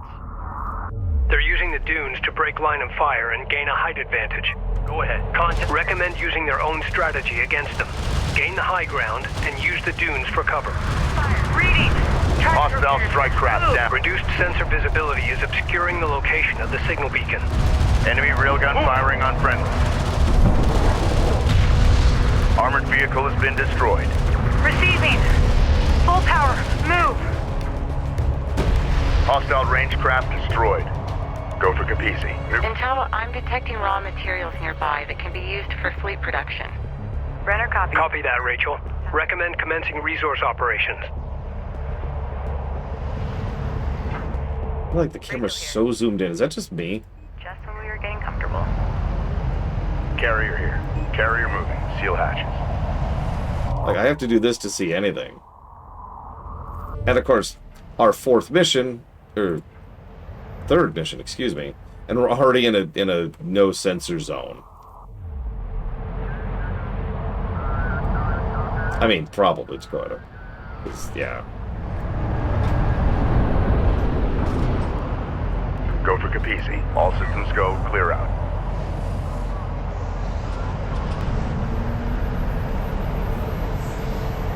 And yeah, by the way, just to get this out of the way, the Capisi is so large, it's probably physically impossible to move, especially if it gets beached in the sand. Let's just ignore that. Here appears to be meteorite. They're abnormally rich in RUs. This resource is extremely rare on Kharak and is used in the fabrication of advanced vehicles. Be advised, RUs will allow armored assault vehicle production. Yeah, so we can get RUs, you know, the stuff we used as regular resources in the other Homeworld games. But it's extremely rare on Kharak. Are designed to suppress smaller, lighter craft.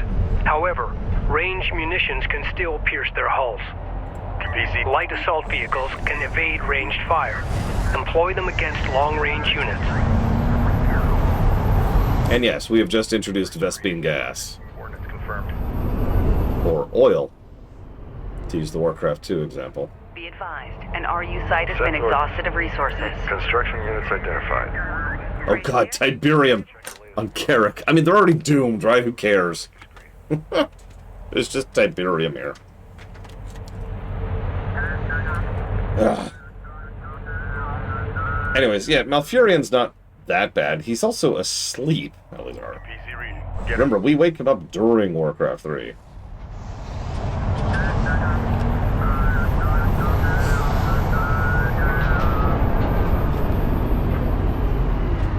Armor confirms. Copy.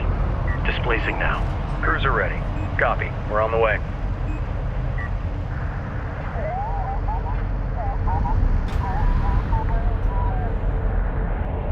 Operators, please confirm negative contacts in your area. Cruiser. These destroyed units are coalition vehicles. Weathering indicates they've been exposed to the desert for years. Intel, be advised. The beacon signal is getting stronger. We must be getting closer. Ready for assignment. We're cleared to move. Let's go. I've managed to get a bead on the transponder beacon and have narrowed its location to this area. There's still no way to know if it's the Sakala. Well, Form up with an escort and search for the source of the coalition signal. Proceed with caution. Go. Copy that intel. We'll prep our equipment as we go.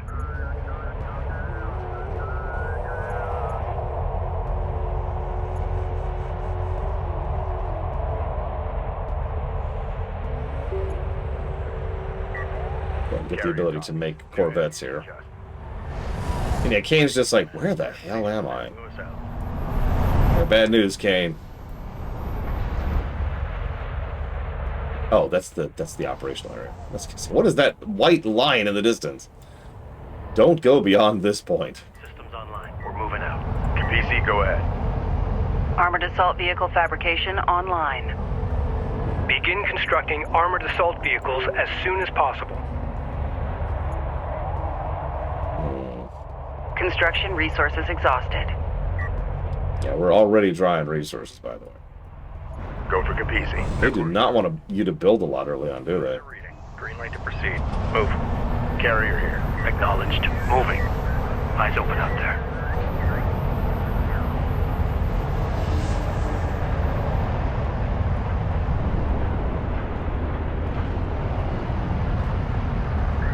Armor online. Armored assault online. Control group 2 designated. Destination set. I don't remember if Distance of Kharak has the Cataclysm issue. Ready.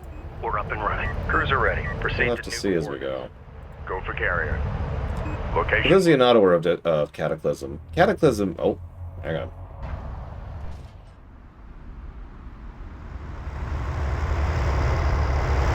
Intel, I've located the source of the signal. It's an abandoned coalition carrier.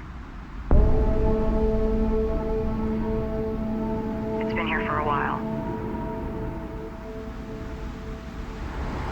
My team and I are heading inside. Delay salvage operations until we complete a search of the vessel. Copy that. Rachel's team has begun to investigate the derelict carrier. Okay. We're exposed as long as we hold position here. A defensive perimeter must be established in order to protect Rachel and her team. Translation, you're about to be under attack. Blocking the carrier's access to the derelict information. Understood. Smaller craft, you are clear to approach the derelict. Salvage array ready. PDA active. Reading you, Command. Moving out. So, for those of you not familiar with it, Cataclysm... Intel, I found an ID number inside the ship. Cataclysm is a good game, right? The problem is, one of the weakest parts of Cataclysm by a wide margin is its unit design. The ships in Cata kinda suck. You will use the same basic ship types for like 6 missions, I believe is the number, without actually getting a proper upgrade. Worse, most upgrade ships you get completely invalidate the previous ones. Now, that's a common problem in a lot of RTSs, but to really emphasize this, at a certain point in the game, you will get access to a destroyer and a dreadnought. When you have access to the destroyer and the dreadnought, with one asterisk exception, there's no reason to build anything else, ever, because they completely supplant every other unit in your roster. So, yeah, too many of the units are very gimmicky, and, well, gimmicks work if the level design is designed to support gimmicks, or if the enemy design is designed to support gimmicks. And neither's really the case there. Running it through the computer. Stand by. Carrier copies. Rachel, you're aboard the Sajet carrier Ifrit Nabal, part of the Coalition's lost expedition. Didn't get far, did it? This is my brother's ship. My God. Rachel here. And yeah, to go back to my earlier point, this is Rachel. We'll keep you advised.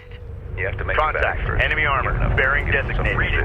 And what do you do? Allied craft has been engaged. Oh, shoot. Provide fire support. Order confirmed. Check the latest from ops first. I sent the details over. Check the screen. Armor ready. We're cleared to push up. Go for armor. I mean, I'll take my god over sins and sinners. But, yeah, Dakota is correct. There are other ways they could have done this. Fire! Take him apart! All out! Lock! Return fire! I do like how there was that one line, and only one line, talking about how... Ready! On target! The Galcians have this brand new tech, which probably explains... God damn it! Probably explains why they have hover ships. Armored vehicle is taking fire. The Galcian are using hit-and-run tactics. Focusing on their lighter units should cause their slower, heavier units to retreat. Punch it! Strike craft destroyed. Underway. Alert. Friendly taking hostile fire. Hostile railguns have opened up. On our way. Damn it! Sorry. It's... Cruiser ready. We're ready for orders. On the move. Yeah! Rachel's hull is at 75%. We have a target. This camera's gonna be the death of me. I wonder if I turned down the difficulty just because of the camera. Holy crap. The captain. Enemy railgun eliminated. A group of sand skimmers is targeting the Capisi's position. Yeah, the Capisi's fine. Armor and repairs. Send units to support the Capisi. South strike craft down. Reading. Switch power channel 8. Seriously, the Capisi's fine. Shut up, dude. The Galcian has been here already. There's extensive interior damage. We're ready. I'm detecting a unique signature coming from inside one of the bulkheads. This may be what the Galcian were searching for. Beginning bulkhead deconstruction. Armor copies. So ship breaking is actually a major mechanic in this game. Go figure. Armored assault operational. Yeah, hell, it's what on what exactly? Armor vehicle taking effective fire. Allied craft has been Sorry, major. We'll talk about it as we go, but there's a reason it's a thing. Negative intel. Intel. We found a piece of unidentified technology grafted into the carrier sensor array. Keep us covered while we extract this artifact from the bulkhead. Silo sensor. Roger that. We'll deploy additional units to cover you. You need to hurry. Mark the base. Understood. Give us 5 minutes. That should be enough time. Okay. Well, there's our timer. Wait 5 minutes. Warning. Rachel's hull is at 50%. Protocols in effect. We've got a salvager under fire. Underway. Under railgun fire. Oh god, camera. Camera.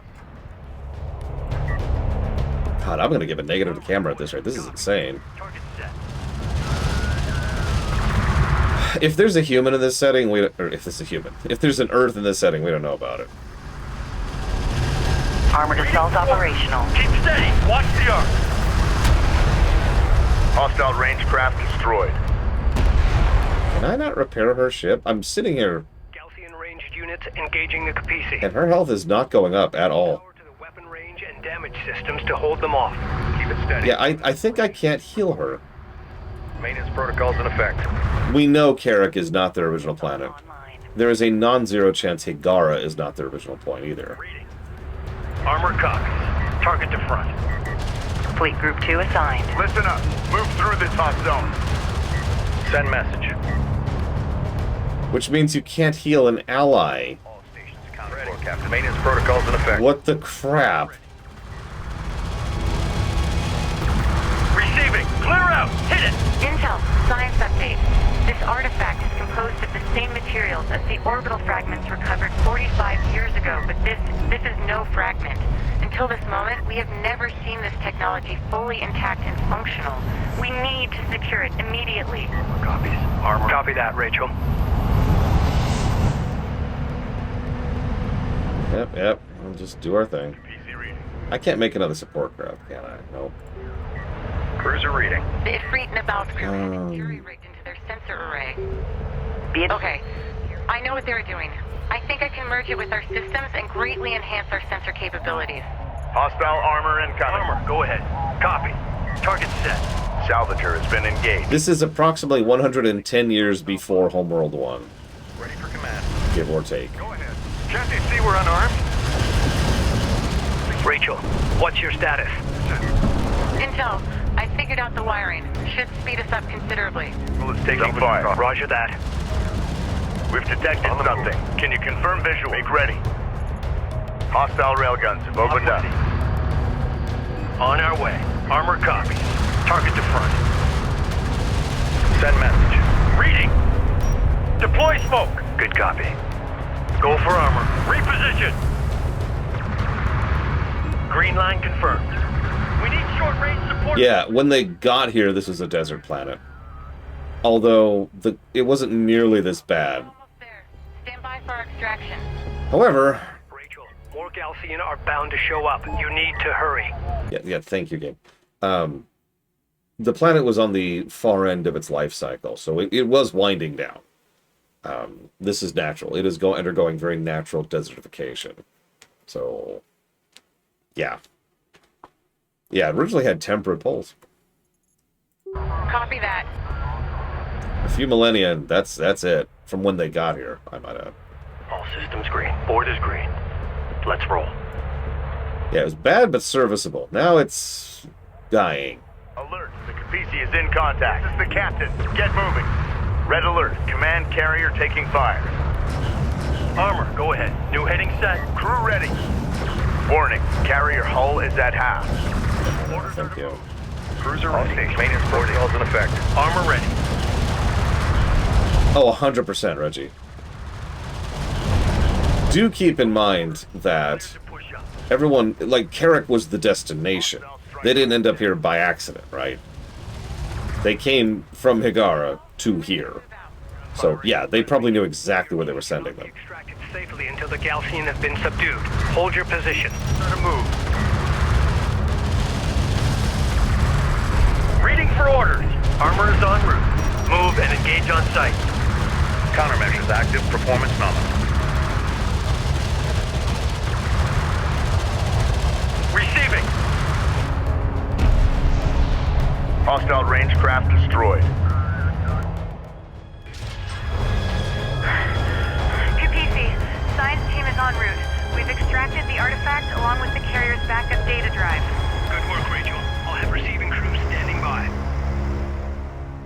Look, I'm low on resources right now. I don't know what you want from me. Initiating sensors modification now. Sensor efficiency has been greatly increased, and interference from the storm has been filtered out. Excellent. Contact range increased. With our sensors now operational, we've detected a hostile cruiser supporting the enemy offensive. Engage and destroy the enemy cruiser. Cruiser ready. Maintenance personnel to stations. Hi, Gang. Resources are scattered throughout the area. To collect them efficiently, we need support cruisers deployed alongside our salvagers. Yeah, I know. The PC fabrication facilities can now be upgraded to produce support cruisers. We have insufficient CUs. Renner copies. Oh god, you're right. I have to keep rebinding her because she keeps being a new unit. We're gonna chill for a minute while we repair her. Just for a second here. Go for carrier. Rachel, Galcian units seem to be using some kind of shared network to communicate with each other. We might be able to use that to our advantage if I can find a way to hack in. I'll have to analyze their system architecture. I looked it up. That's actually not Caden. Roger that. He sounds a lot like him, but it's not him. Copy that. We're way ahead of you. I've rerouted cooling to the drivetrain. So the original Exile was about 4,000 years ago. Here's the thing. They then had to travel across the galaxy at sublight drive. Hopefully not. So I'm not sure exactly how long it takes to travel across even a smaller galaxy, at normal speeds, but that's when they got to Kharak. I believe the timeline does actually have the numbers. I just don't remember right now. Rachel here. Ready for assignment. Go for Capisi. Acknowledged. Hey, we're just gonna take a moment. We're getting our repair on. Okay, time to roll. That unit is down. Get it back up and running. Reading you, Command. Carrier. Heal the Capisi a little bit more here.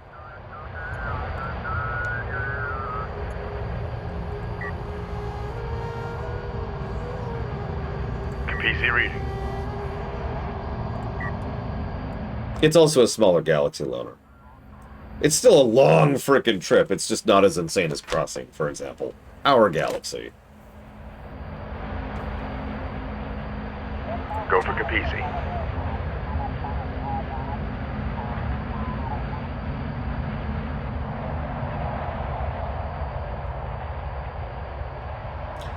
Okay. Reading you. Get that Enemy unit light up attack online. vehicle marked on approach. Grid updated. Where? Oh, goddammit. Ready. Engage target. Armor vehicle taking effective fire. Copy. Moving. Ready. Contact. Move to fire. Strike craft destroyed. Carrier repair systems are unavailable. Armor systems inoperative.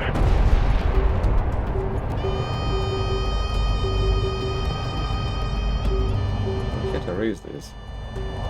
Armor systems active. Oh, that's why. Duh. That makes sense. Armor online. Destination set. Reading you, Command. Roger. Coordinates confirmed. PC, go ahead. All systems go. Clear out. One interesting thing I also want to mention, the Capisi itself was probably intended to be much slower than this. And that would suck, because of how much you have to move it in this game. So I'm kind of glad that they sped it up a little bit. Rachel here. Armor confirms. Moving. Eyes open out there. That support cruiser wants a science escort. Move. Copy. We're on the way. Let's go get some resources so we can build some frickin' LAVs, yeah? Because, yeah, this game leans into hard counters a little bit too much.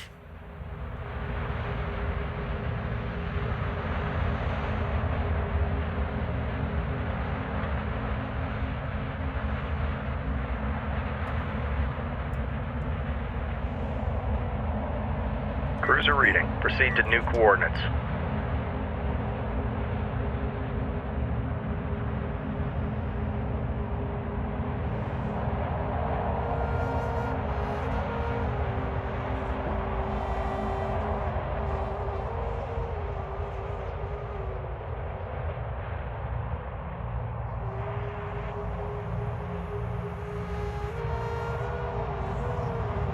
While I'm waiting.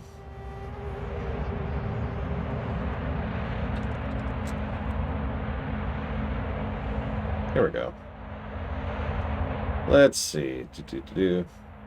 That's funny. Rachel, we've located abandoned Coalition railguns, part of the Ifrit Nabal's fleet. They're damaged, but recoverable. I don't have time for that right now. Can you not? We can use our support cruiser's repair beam to bring them back online. Trying to... Guys. More railguns. Upgrade the Capisi's fabrication facilities. Ready for assignment. Maintenance protocols active. Working on it. God, I need resources, guys. Please. Give me a second. Jesus Christ. So, the two oldest events in the history of the setting are the ghost ship from Homeworld 1 and the Kharak. Something about that amuses me. Board is green. Unknown inbound. Designating hostile. Oh, where is it? Where are they? Where are they? Where? Where? Ah, whatever. Cruiser ready. Destination set. Move us out. Ready.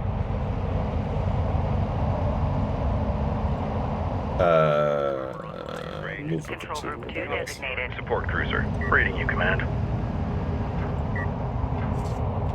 Okay, so let's see. So it looks like they left... It took them 490 years to cross the galaxy. Hostile light attack vehicle detected. Half the Enemy galaxy. armor on approach. Attention. Reading. An RU site has been Go for depleted. carrier. Right. Enemy contacts on the board. Yeah, we'll talk about the Kharak when we get there. Carrier is taking fire. Honestly, the ghost ship breaks my disbelief a little bit more, but they're both the same problem. Hostile strike craft down. Go for armor.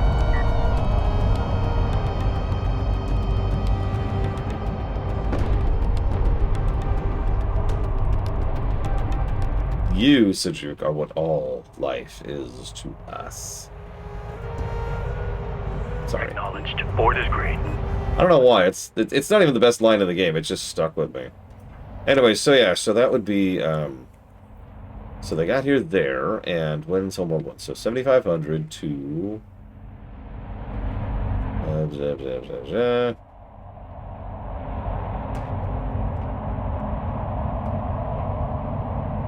9,500. So 2,010 years is how long they've been exiled on Kharak. Check your intakes.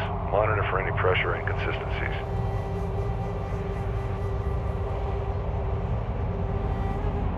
CU field depleted. Yeah. Oh, okay, so Carrier here. let's go ahead and make it so we can do that and that. Or I can't queue research. That's okay. That's okay. We'll live with it.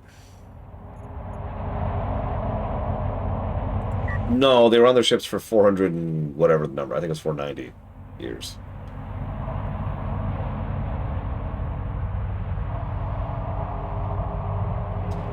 Well, so again, they agreed to land and settle on the planet and never use FTL again. So when they landed here, they took their ships and turned them into cities. Support cruiser fabrication online. It's why they were able to survive on a desert planet at all. Constructing support cruisers. Go for carrier. Ooh, repair speed. But no, let's gain access to building stuff first. Are we done here? We're done here. Okay. Salvage array ready. Secure PDA for move. Cruiser reading. So we're going to scooch forward a little bit, try to grab some resources. We're going to be greedy. Move. It's a good time to talk about our save systems. So as you can see, there's the auto-save, the only auto-save. So the saves are not as good as a game that came out substantially earlier than this, which makes sense because Half-Life 1 came out in the 90s. And has a better auto-save. That's how Doom has a better save than this. So that's not as good. Hi, Wolverine. Railgun fabrication online. Begin constructing railguns and use them against Gaussian armored units. Confirmed. Escorting support cruiser. Hostile light attack vehicle visually authenticated. Ready for command. Set new heading. I mean, it is worth noting. I mean, I know it's too short, but like 490 years is a hell of a trip. The people who got here probably knew who they were and why they were coming here. Carrier taking fire. But they're a couple generations down from the people who were exiled, you know? Strike craft destroyed. Alert. All section officers to remain in station. Hostile armor eliminated. Systems online. What would that be in, like, Star Trek terms? 1/3 of a light year a day is less than warp 1, I'm pretty sure. Runner copies. That unit is down. Get it back up and running. Where's my dudes? Yeah, there. Systems ready. I'm just gonna assign you to 6. Designated. Construction units identified. PC reading. Let's roll out. All systems green. All Fleet Group 2 assigned. I need you to actually be Group 3. Control Group 3 not Group 2. designated. Yeah, warp 1 is the speed of light. 1 light year per year. 1/3 of a light... Well, no, I'm sorry, I'm an idiot. So 1 light year... So what would... I'm wrong, I'm an idiot. What would 1 light year per day be in warp? I'd have to look that up. Ready. Moving. No, don't do that. Don't do that. Copy. Guarding support cruiser. Awaiting orders. We're cleared to move. Forgive me for taking my time here. I am a little resource dry, which honestly might be down to the level design being weird. Oh, no kidding, Suju.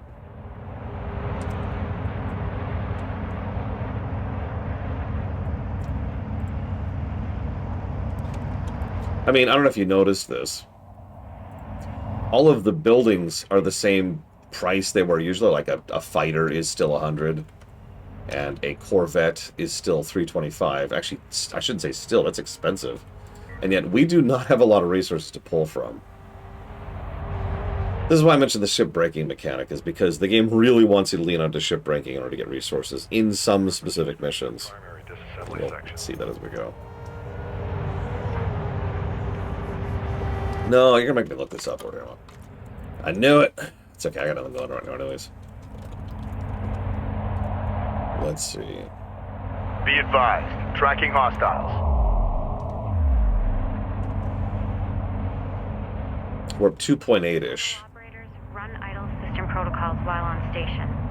All right. That's still pretty freaking slow. Yeah. While they didn't do a good job of it in Enterprise, that is to say the show Enterprise, it's actually a plot point that Warp 5 is like a whole new level of speed that just kind of demolishes everything before it. And yeah. CU deposit depleted. Okay. Salvager ready. On our way. Reading you. Confirmed. Move to support cruiser. We're cleared to move. Let's go. Cruiser ready. Carrier copies. Alright, let's grab that, and let's finally build some LAVs. Contact. Well, hang on. Let's wait until this is dealt with first. It is amusing to me that the Capisi can just kind of hold its own here. Hostile detected. In a good way. This is what I was talking about earlier. Having your workers be able to defend themselves is a good thing, because the enemy's sending 2 fighters and 1 Corvette. You don't want to have to split your forces for 2 fighters and 1 Corvette, right? Hostile strike craft down. So warp is logarithmic, right? Each point of warp is exponentially faster than the previous point of warp. The reason for this is because the energy requirements for warp also go up as the warp speed itself goes up. Warp 10 is the theoretical cap. Once you're at warp 10, you are consuming infinite speed. Now, they later changed the warp scale, but the math under it never changed. There is still an infinite power, infinite speed, and then 0, and that's your scale right there. Carrier here. Cruiser reading. Green light to proceed. Move. Well, obviously, going infinite speed isn't really what you'd call viable. Let's... No.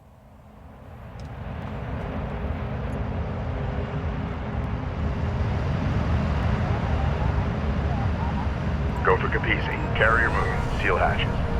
Obviously, if you're going infinite speed, then yeah, you would occupy every point in the universe simultaneously. That's the whole point. It actually makes a degree of sense, because what it does is it forms a bit of a hard cap on the speed in the game.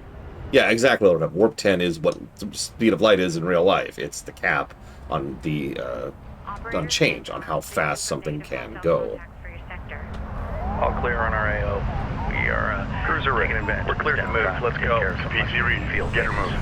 Try to give us a heads up about anything coming down the chain. Runner copies. Get that unit back online. Move. Ready for assignment. Proceed to new coordinates. PC, go ahead. Steady pace.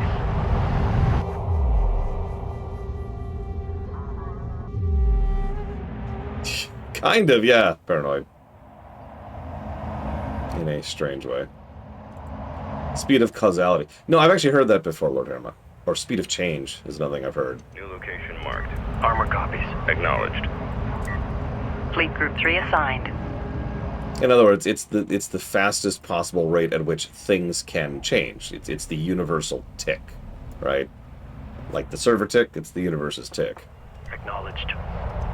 Confirmed. Escorting support cruiser. That unit is down. Get it back up and running.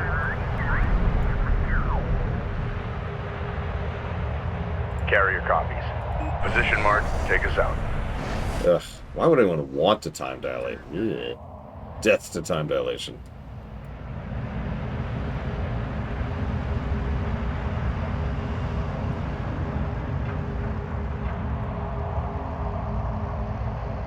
Unidentified hostile incoming. Authenticate. Go for carrier. All right. Clear to proceed. Do we have a max queue size of 6? Jesus Christ, this game.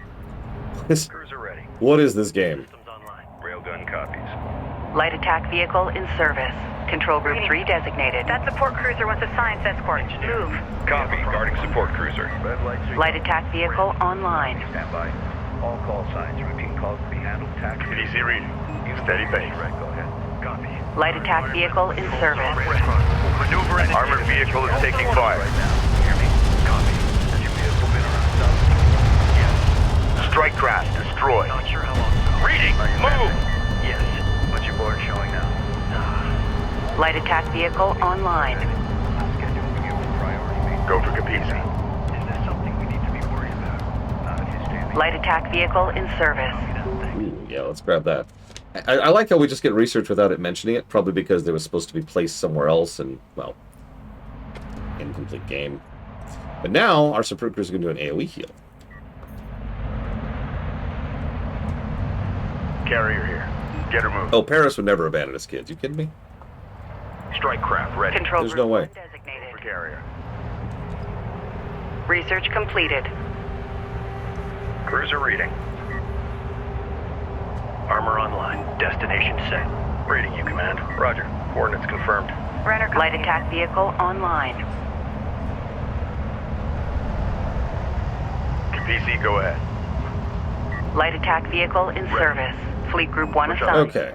So we have a force. Armor copies. Took most of the mission to get here. About 38 minutes. God, these missions are so much longer. Up and running. Strike responding. It's okay. Cataclysm's going to have that issue, too. Armor confirms. We're cleared to push up. Confirmed. Ready for assignment.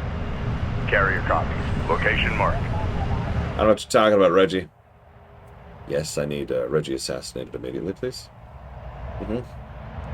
Yes, use the eclair. Thank you, Mr. Pink. Unit calling sent again. Channel interference is clear now.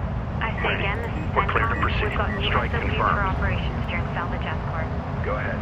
Packet being transmitted, but they want you to Hostile on make sure all sensors. sensors- Galcian ranged forces are protecting the cruiser from an elevated vantage point, increasing their effectiveness. I'm just telling you what. Destroying them before assaulting the cruiser should tip the engagement in our favor. Strike craft. Taking effective fire. Ready. Contact on the board. Wipe them out. Ready. Send. Get us moving. Armor vehicle taking effective fire. Enemy railgun eliminated. Get on that hostile. Frequent flank. Roger that. Maintain fire. Ready. Production cruiser target set. Orders! Swing around! Hostile strike craft down. So these are production cruisers. They're going to be our biggest threat for a huge chunk of this game. That's exactly what they sound like. They're basically carriers, but like at the frigate level, it's weird. Cruiser destroyed. Remaining enemy units falling back. Enhanced sensors are picking up multiple enemy signatures at the extremity of our range. I've got 2 carrier-class vessels in tow. The Galcian have located us. We have no choice. We need to keep moving deeper into the open desert. Set course for the Sarathi Basin. Once we arrive, we'll transmit to Sakala our coordinates. Engine crews, stand by to engage maximum power. Yes, sir. We're now going at 3 miles an hour.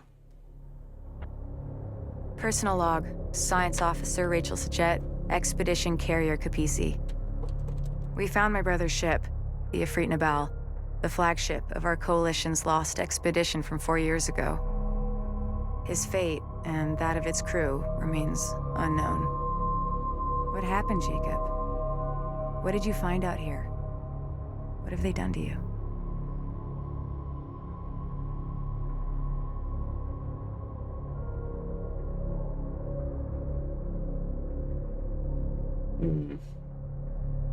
It's up to 31 degrees now. So I actually still use Google, but I use an interesting thing. I don't suppose you've looked at the announcements of Discord, but if you have, you will notice that there is a thing there detailing how you can force Google to actually use a proper search engine. Like this. I will look up carrots. Behold. See, the thing is, and I've actually theorized about this for years now, as Google has been trying harder and harder to make itself worse and worse, the core search engine has stayed functional there in the background. It's just you have to go out of your way to access it. I wonder if that's just a thing that some engineers have been insisting stays there, right? Because no executive at Google would ever want that. No, force them. Force them to use it.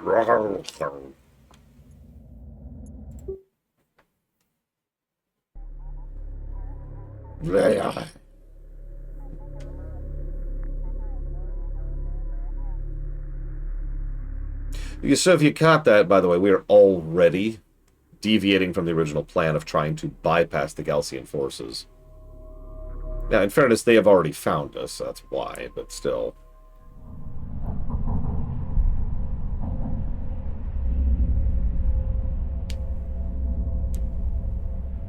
The shipwreck was a Coalition carrier, last seen 4 years ago.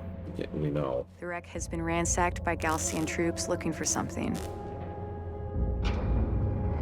We believe it was the recovered artifact. We have also recovered the encrypted first officer's log from the derelict carrier. It belonged to my brother. The data is spotty, but this is what we have deciphered. This is First Officer Jacob Sajet of the carrier Ifrit Nabal. 1,256 souls aboard. We've been immobilized by dune collapse.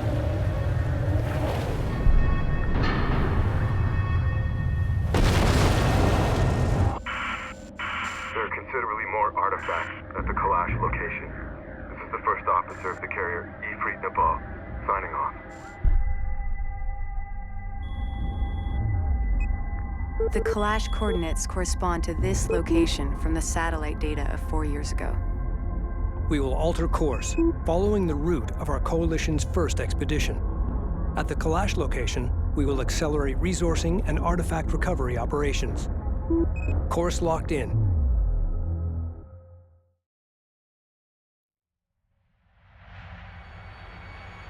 One thing I vaguely like is they don't have the military and the science teams butt heads like most fiction does. I mean, even Homeworld 3 did that, if you remember. With whatever her name was. I don't actually remember what her name was. The main character. Closing in on the target site. Rachel, scout ahead and establish a positive ID. Roger that. Oh my god, the wheels are broken. We have arrived in the general vicinity where the Ifrit Nabal recovered the artifact. Brenner copies. Spread out and search the area. So, all we have is Rachel. Cool. One little thing I want to comment on here really quick. Still nothing. Adjusting onboard scanners. It's good-looking dunes. Effort is made to vary it The up, signal we picked up was significant. but Okay, time to roll. one of the downsides of setting your game on a desert planet is you're only ever really going to see desert. Science officer responding. So, I think this game looks pretty good for what it is, but I'm not going to be pouring brickwork positives on it like I do some other games, because Intel, we found something. it's just desert.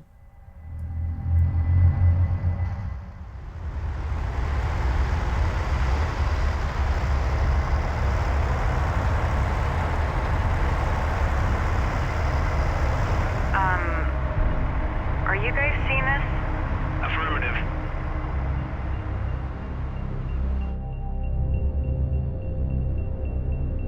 Commencing scan. What are we dealing with? Stand by. Checking the data now.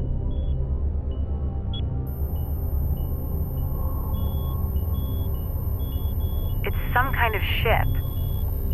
I'm beginning analysis of the main superstructure. Readings show considerable heavy metal deposits. This is definitely the clash site that Jacob was talking about.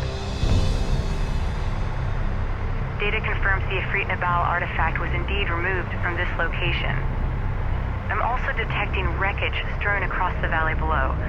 I'll need to set up additional scanners to get a clearer picture of exactly what happened here. Big ship. My preliminary scans are incomplete. I need to place a scanner at this location to get more data. Scanner for area sweep. Yeah, you're right, Peter. Good fit. Homeworld 1 kind of had suffered the same general problem. Cool. Scanner deployed. Commencing surface scan now. Board's green. Reposition. Confirmed. The Oh, hey. technology contained here is far more extensive than anything we have gathered to date.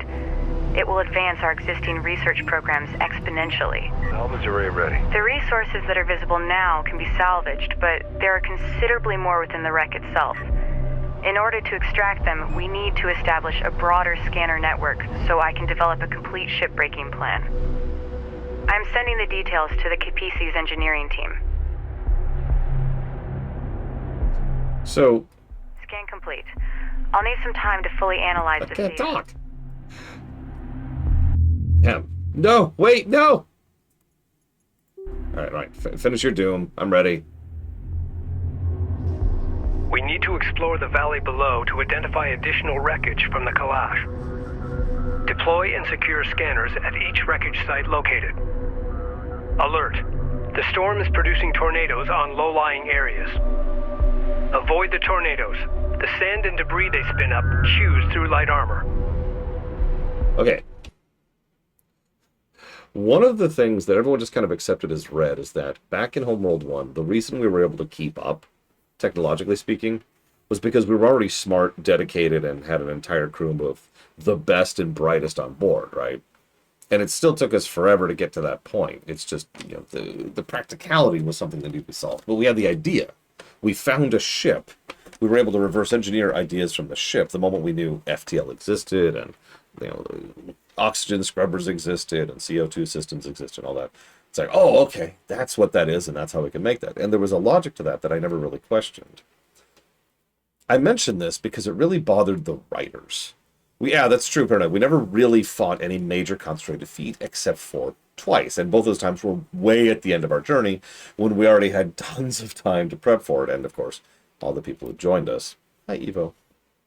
So, it never really bothered me, but it bothered the writers, and I'm dead serious about this because part of their goal in how they designed the story of this was to explain how we were able to keep up with them. So, it turns out we didn't just have, you know, the Khartova or whatever it was, the one big ship. We had a bunch of ships. We had tons of ships. We had ships for days, son. And we were able to reverse engineer all these ships, and that's why we were so technologically advanced. And there's another asterisk to this we'll get to in a minute, but I always felt that was kind of unnecessary. If we upgrade our fabrication facilities to produce base runners, they'll help us in our search. Salvager ready. RUs identified. Advance and evaluate. Go for carrier.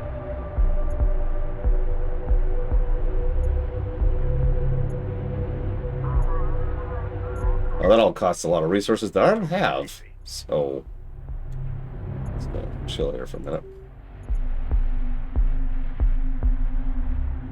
I don't even remember what the base runner is off the top of my head.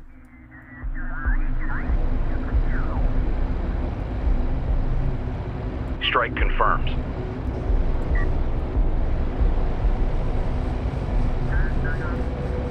I like how the physics can't even handle it just sitting there statically. It's just, Area operators, be advised, your telemetry is showing interference. Carrier copies. Are to implement Cruiser ready. 3 Alpha 5. Reference Roger. onboard. Ordnance confirmed. All systems green. We're up and running. Negative. I don't remember a lot of it. That's why I say that. And it says something about PC, go ahead. Is it something we need to be worried about? Stand by. I'll scoot you over here for right now. Tell us something we don't know. PC reading.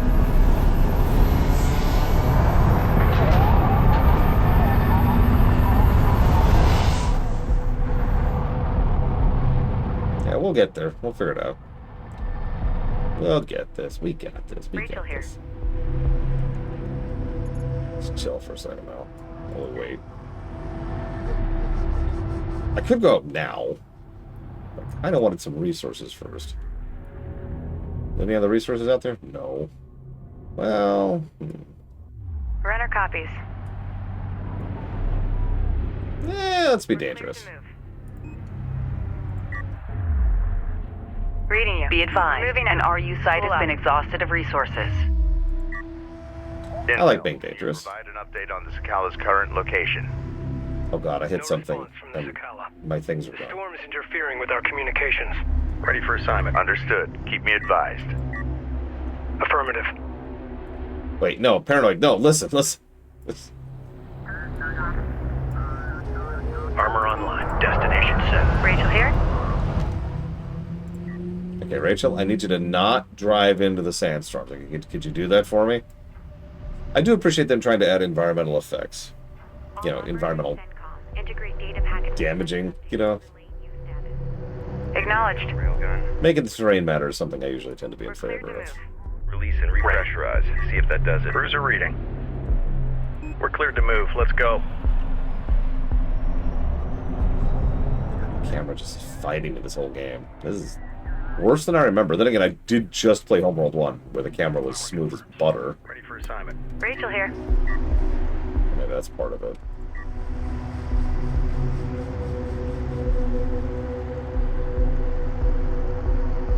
Alright, Evo, you know the question. What do you think of the brickwork? What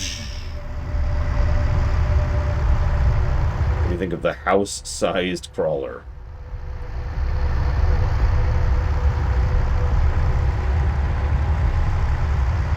There's desert! Look, there's desert everywhere. Oh, Location marked. Deploy scanner. Systems online. Wreckage site detected. Great work. Establish a scanner and a defensive turret. Our what? scans indicate there are Oh. 2 additional wreck sites. Comfortable. A turret. Let me guess, that's what I need the base runner for. Okay, hang on. Make sure you mark and catalog those areas. Reading you, Command.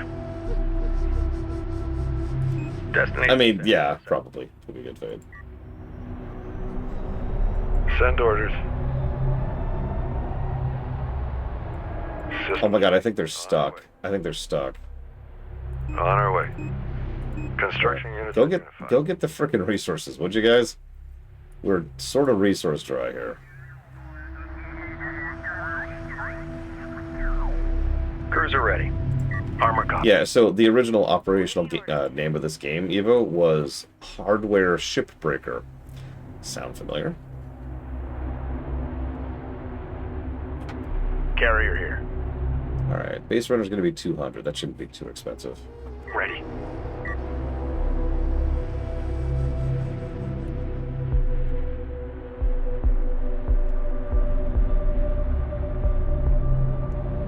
Go for Capisi.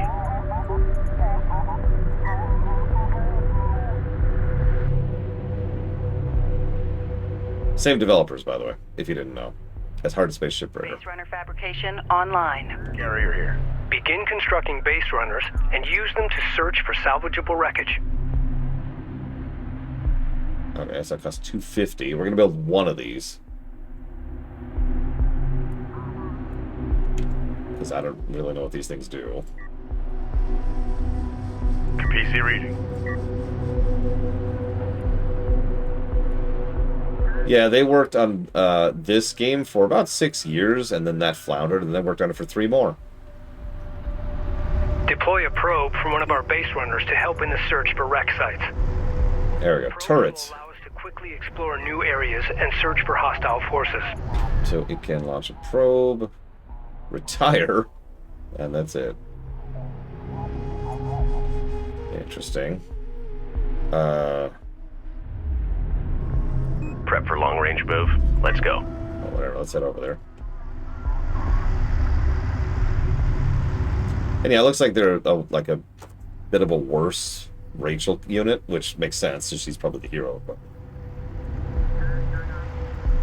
Run a diagnostic on the PDA. I don't want any delays.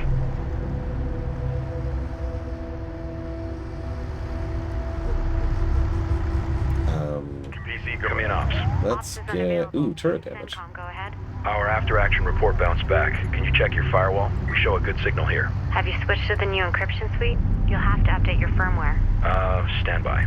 Disregard our last. We'll do that now and resend the report. Send your message. Research completed. Oh god, you can see the drone on the top. Yeah, no, this wreck is huge. As a reminder... Oh, hang on, my camera's being wonky. As a reminder, these things right here are enormous. These are like those freaking giant... you ever see the supersized dump trucks in real life? That's about how big this thing is. And they're those dots next to the ship.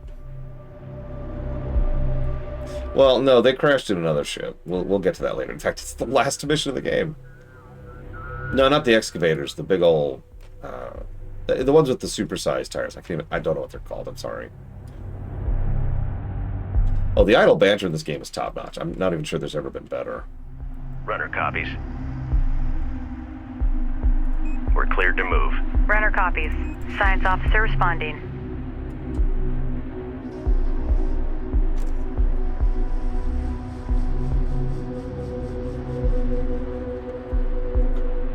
Speaking of...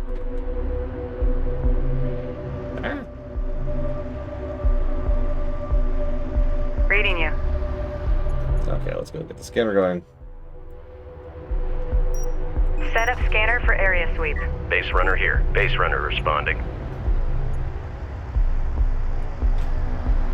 Board's green. Why are turrets so expensive? God.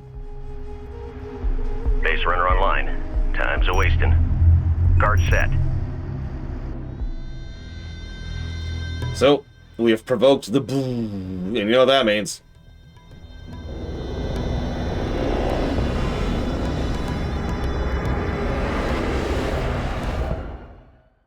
The Galcian are targeting our scanner network. Scramble defenders. Rachel here. All scanning sites must be secured. Recommend deploying turrets from base runners to do so. Light attack vehicle visually authenticated. Hostiles designated. Trackers assigned. No, Qualitas. The controls of the camera are so bad. It's hard to even put into words. Coordinates confirmed. It is so frustrating. Reporting. Strike copies. Let's go and send these out here. Punch it. We gotta go. Coordinates confirmed. Well, some people think that's on purpose, Bregwin. I'm not sure if I agree, considering where the Galcians probably got their tech from. Hint, the Higarans.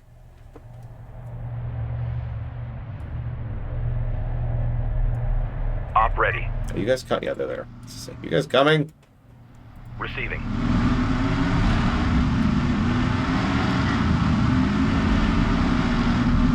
Enemy armor on approach. Oh god, I need to send everything, don't I? Go for armor. Alright. Coordinates confirmed. Let's do it. Support ready. Alert, support taking hostile fire. Turret's pretty nice. Strike craft destroyed.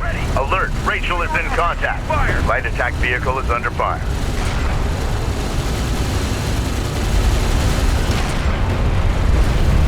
Receiving.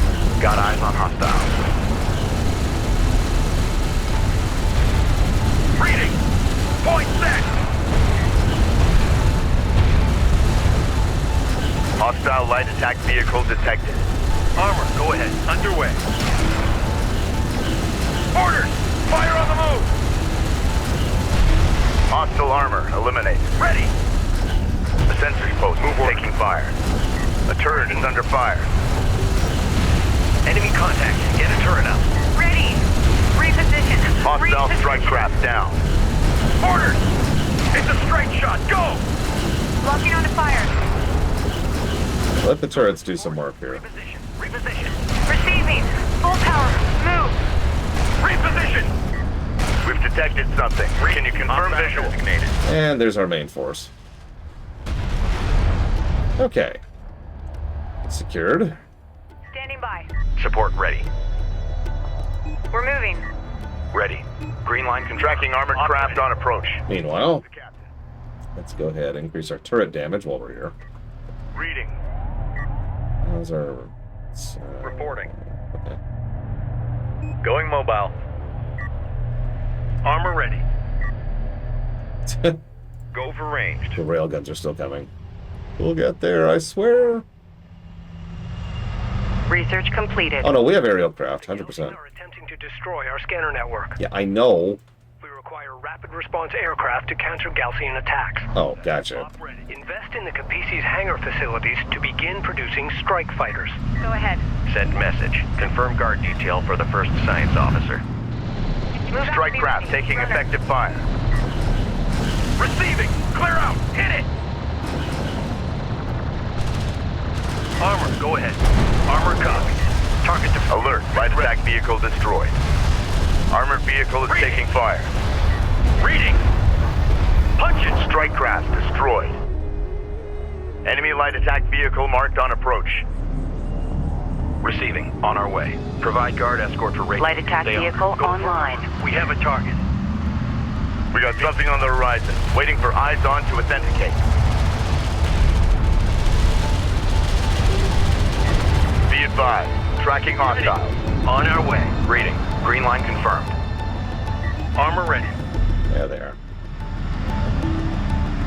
Trying to hide from me. Ready. Coordinates confirmed. Go for armor. Additional wreckage site located. Completed. Roger. Good work. Set up a scanner and secure the site. There is still one more wreck site. Continue your search. I'm working on it, I'm working on it. Ready. Deploy a scanner there. Base runner is en route. So I guess they heard me about, you know, wanting turrets in the game, because here we are. Bearing designated. Strike copy. We got a railgun under fire. Armor, go ahead. Contact. Move to fire. Standing by. Copy that. Coordinates confirmed. Reading. Op ready. Move to intercept. Alert. Railgun lost. We're moving. Strike copies. Enemy armor Go ahead. disabled. Rachel moving out. Op ready. Tracking hostile. Op hostile light attack vehicle visually authenticated. Ready. Uh-oh. New coordinates. Light attack Hey, vehicle Ross. is under fire. Alert. Support craft Oh, has been Jesus engaged. Christ. Receiving. Oh, that's bad, that's bad. Alert. New LAV coordinates down. verified. Ready. Go, go. Go! Go! Oh, Jesus. Punch it. Runner. Focus the repair on primary systems. Reading. Engage. Strike craft destroyed. Go for orders. Copy. Target set. Reading. Ready. Yeah! Look, there's space up there somewhere. I mean, if you think about it, the desert's in space. It's just there's a bit of a gap between it, right? Hostile armor eliminated. Receiving. Green line confirmed. Oh my god, that sucks. Ah, here comes more. Receiving. This freaking game. Armored vehicle taking effective fire. Yeah, this, I think I've already mentioned this and complained about it. This game gets a little ADHD. Move out. Like, hey, wait, and there's a thing. Hey, there's another thing. There's another thing. There's things. There's things everywhere. Reading for orders. Armor copy. Deal with all of it at the same time. Simultaneously run. Send message. Right, head back over here. Set new head. And the whole time I'm fighting the camera. Pending. So we got the second turret going. Confirmed. 2 turrets should do it at each base at this point of the game. Science officer en route. Hostile armor incoming. You know, Bragwin, that's a good question. The Galcians control such a gargantuan swath of territory. I'm curious how they feed their population. Runner, go ahead. Not how they have such population. I understand what sex is. I mean, like, how do they feed their people? Because they are huge. Oh, there's a production cruiser. Oh, of course there's a production cruiser. Why wouldn't there be a production cruiser? All right, come here. Come here. New heading CU's exhausted. CU's... Okay, hang on. Make ready. Okay, they're working on that. That's okay. Good, good. Keep there. Armor ready. Arch. Ready. New coordinates verified. Form up on Rachel. She is your Armored vehicle is taking I'm fire. just gonna hold the ridge for a second. Hostile strike craft down. The railgun is taking effective fire.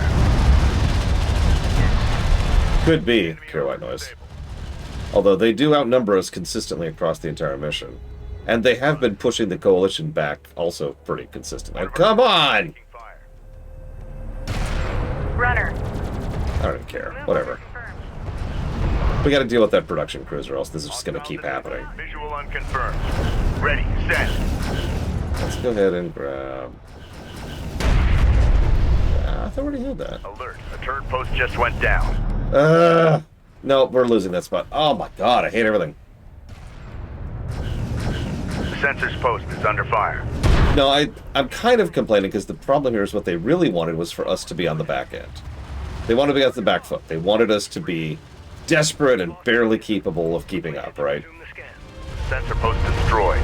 Because it's every Homeworld game, right? We're desperately pushing up against people way stronger than us.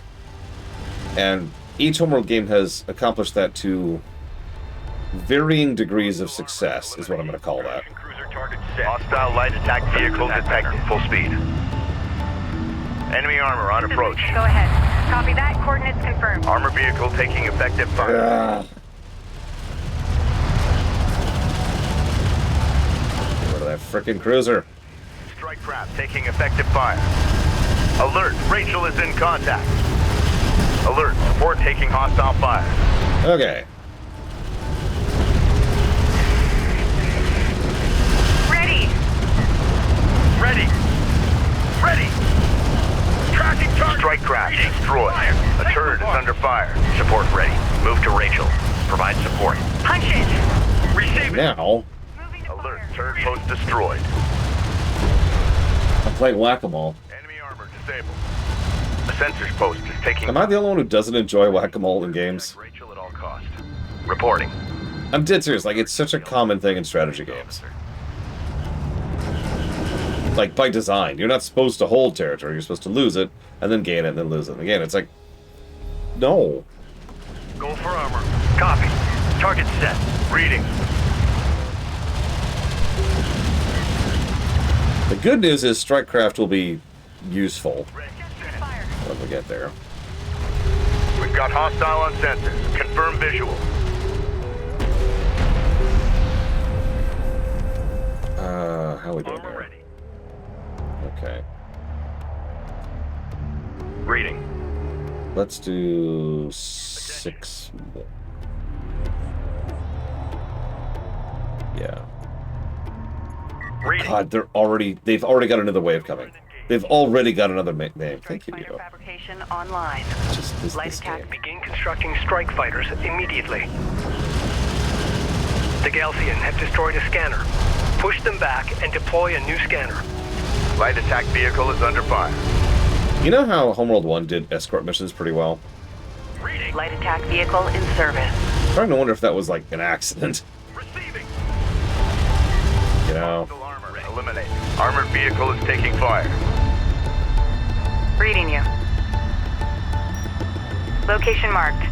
Deployed Light scanner. attack vehicle online. So let's see if we can find their other production cruiser, because that's the issue here. They've got another person just punching out ships over and over. Or, excuse me, Vehicle in service. tanks, I guess? Vehicles? I don't know what the proper terminology would be at this point. Just when we were getting comfortable. Renner copies. Science officer responding. Go ahead, deploy Set a up scanner. scanner for area sweep. Just in case they don't destroy it later. There we go. We're moving out. Spool up. Strike responding. Location marked. Go for carrier. Carrier copies. How's our production doing? Not great. We're almost dry on resources over here. Oh, nope, I'm wrong. We got one more node. Carrier copies. Let's go get the upgrades going here. Armor copies.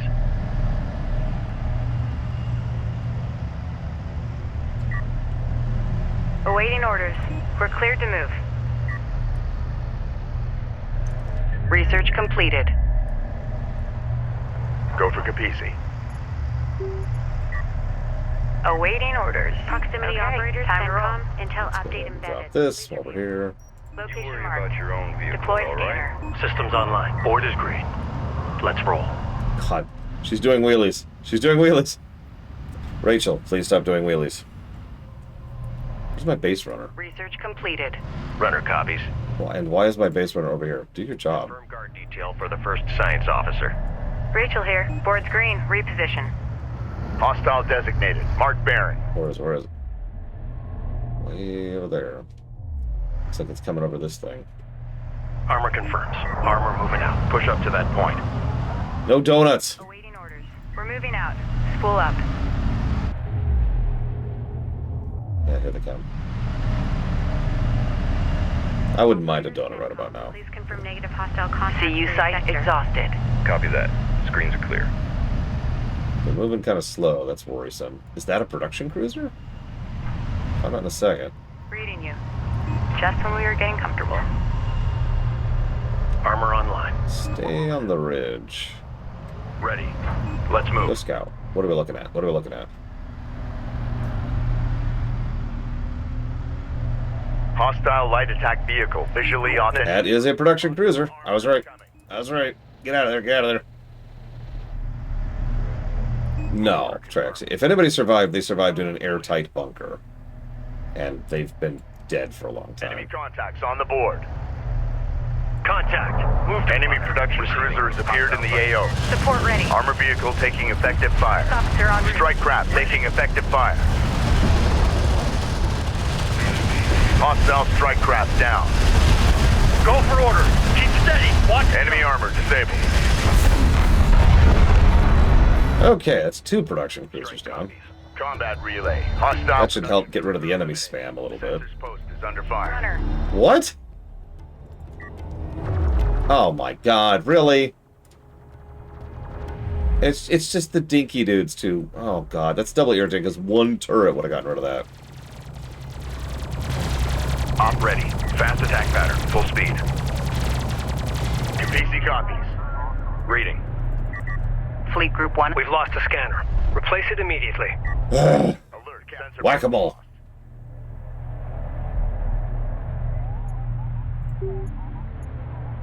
Receiving. Op ready. This is Rachel. Go ahead. Rachel, Move what are you order doing?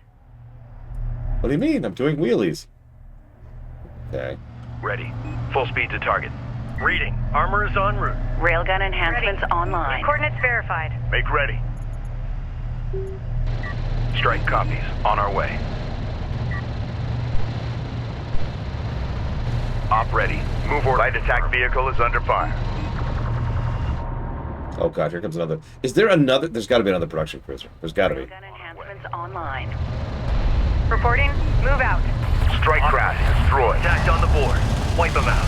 Armored vehicle is taking fire. A sensors post is taking fire. Hammer it. Get us over there. Green line confirmed. Engage. Standing by. New heading set.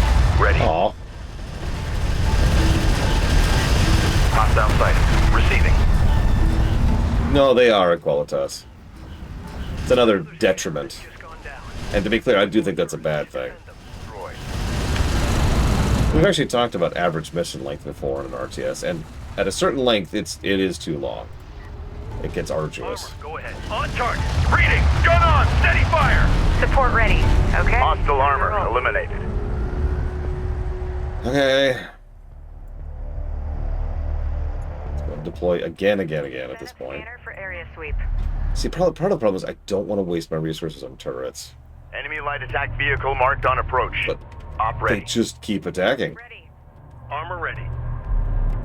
Alert. Reading. Support craft has been engaged. Engage on site. We got a railgun under fire. Strike craft taking effective fire. I mean, if there's some pressure, it's good, but that's not what whack-a-mole is. Whack-a-mole is, by definition, winning and then losing, and then winning and then losing, and then losing. And just boring. We're cleared to move. So rather than even bother with any of that nonsense, let's just go. Acknowledged. Boards green, reposition.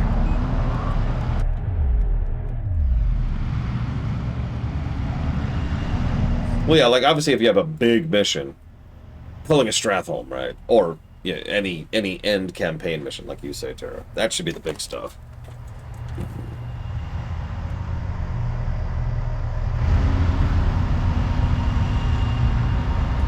Science officer. Watch those tornadoes, folks. I know they look pretty. But not today. We're moving out. Spool up. Guys. All systems green. Can you go faster? Deposit depleted. Eyes open out there. Rachel here. Boards green, reposition. Acknowledged. Copy. Stop. You're not gonna make it. You're too slow. Rachel here. Just when we were getting comfortable. On our way. Let's see if we can find this damn thing. PC reading. Go for care. Don't care about that. What I do care about. How many... Ready. Strike craft ready. Let's get Go two for more Kharak. right now. Ready. Also true, Tara. Yeah. Acknowledged. Is it coming back? It's coming back. Rachel here. Go, Science go. officer light attack vehicle on. Go. Go. Oh my god. Go. Light attack Go. service. We're cleared to move. Ahem. Great work. All the wreckage sites have been found. There it is. Deploy a scanner, then set up a turret to defend it from Gaussian attacks. Time to roll. Okay, so what I'm gonna do... Where's my boogie? Where's my boogie? There he is. Base runner online. Time's a-wasting. Lock down the gear. We're moving. Oh, I see that. Online. We're moving out. Confirmed. We're moving up. Acknowledged. Just when we were getting comfortable. Carrier here.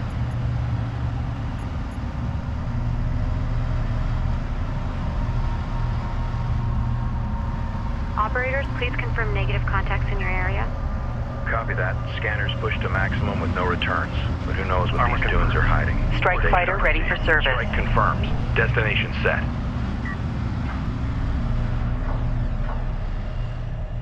Confirmed. Let's move. They're Strike fighter going. online. RU sites Reading. exhausted. Tracking armored craft on approach. Ooh. So there's their other production. Light Come on attack back. vehicle is under fire. Confirmed. Runner. Strike moving. fighter ready for service. Armor copies. Armor moving out. Yeah, I could name a few missions in Age of Mythologies which are We're cleared to move. longer than they should be. It's that bloat thing we were talking about earlier. We've got hostile Again, intent. the length of the mission itself isn't really the issue. Armor vehicle It's the taking bloat. effective fire. Copy. Target set. Woo! Woo! Woo! Say it with me. Woo! Okay, you don't have to. You don't have to. Rachel moving out. Reading for orders. Gun on. Steady fire. Ready. Sweep and fire. Cruiser mark. Reporting. Enemy armor disabled. Hostile light attack vehicle detected. There's probably at least one more production cruiser out there somewhere. Strike craft destroyed. Being a dick. Runner copies. We're moving out. Spool up. I see at least one more. Are they just spawn? They might just be spawning because this game cheats a lot with that. We're moving out. Spool up. Just when we were getting comfortable. In other words, how many troops does the enemy have? Yes. Rachel here. Science officer responding. Systems online. Support ready. Hostiles are out there. Set up a scanner. Contact. Enemy armor. Bearing designated. Yeah, there's got to be another production cruiser for them to just keep pushing troops at her. Or, again, they're cheating. Reporting. Take a pick. Let's see if we can cheat back a little. Scanner out.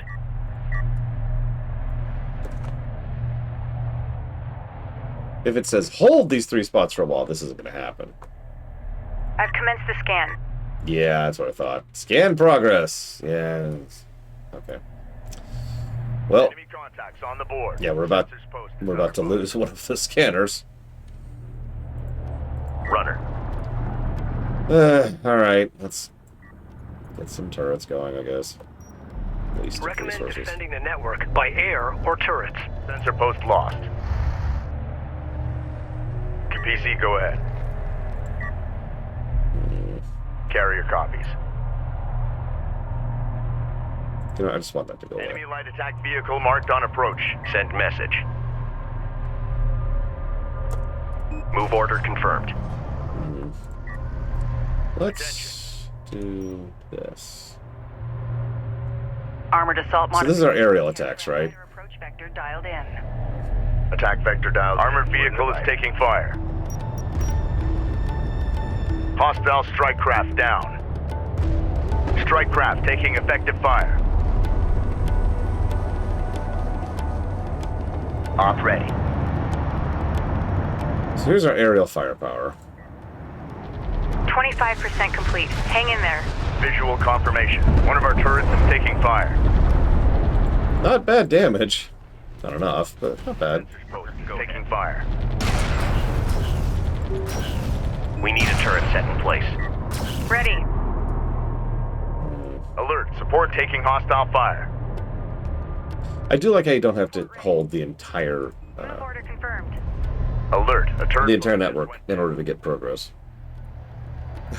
Although, really? Support ready.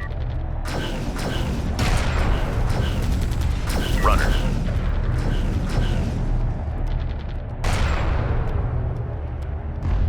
Hostile armor eliminated.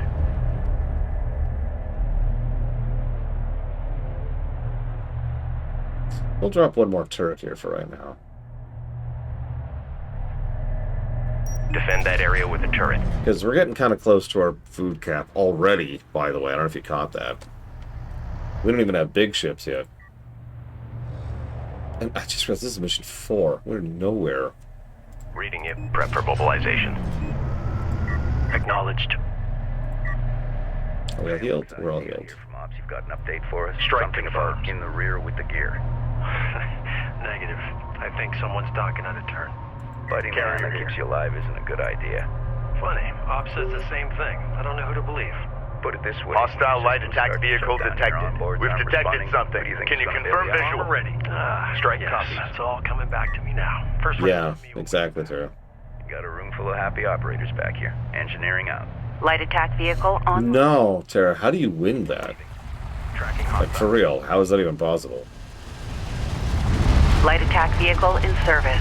The data we've already collected is amazing. Hostile armor incoming. Ready. We'll be able to build tons of ships in the next game with all this data. Op ready. Ready. Control group 1 designated. This is the captain. Screw it. Of course, there's already more. Oh, God. Receiving. Sensor Okay, post is under that fire. sucks. A turret is under fire. Yeah, Turret post destroyed. Time to roll. Jesus Christ. Enemy armor disabled.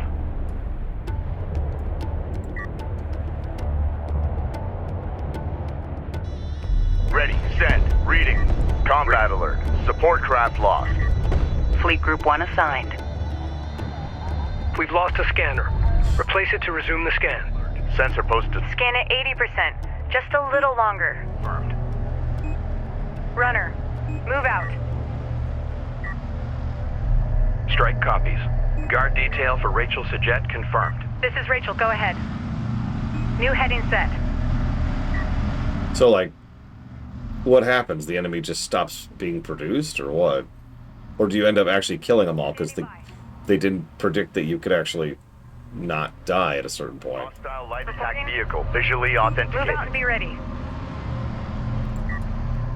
Oh my god, these are endless. I think you're right, Kennec Scout. I think they're just We cheating. have a target. Standing by.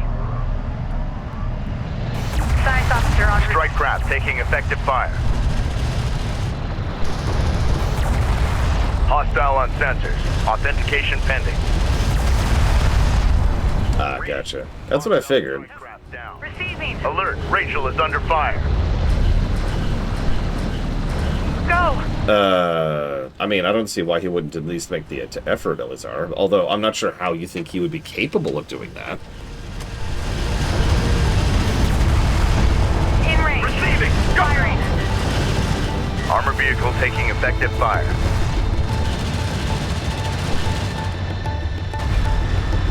Hostile armor eliminated. Board's green. Reposition. Strike responding. Provide guard escort for Rachel. Yeah. Armored craft on Yeah, no, I don't think he could, Elizar. Engage and destroy. Runner.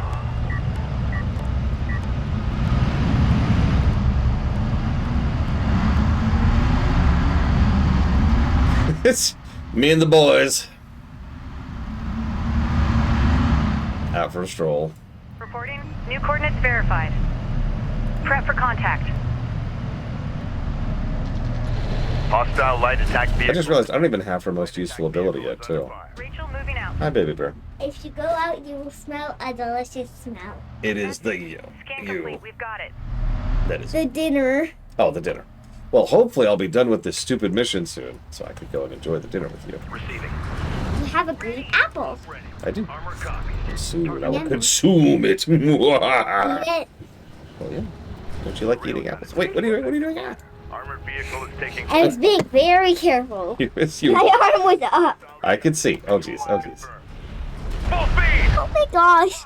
The tiny one's so shiny. Hostile lock. It's really shiny and it reflects colors. I actually don't know what's winner. I suppose I'll find out. Oh my god. There's Where did spring all that come from? there's spring onions on pasta.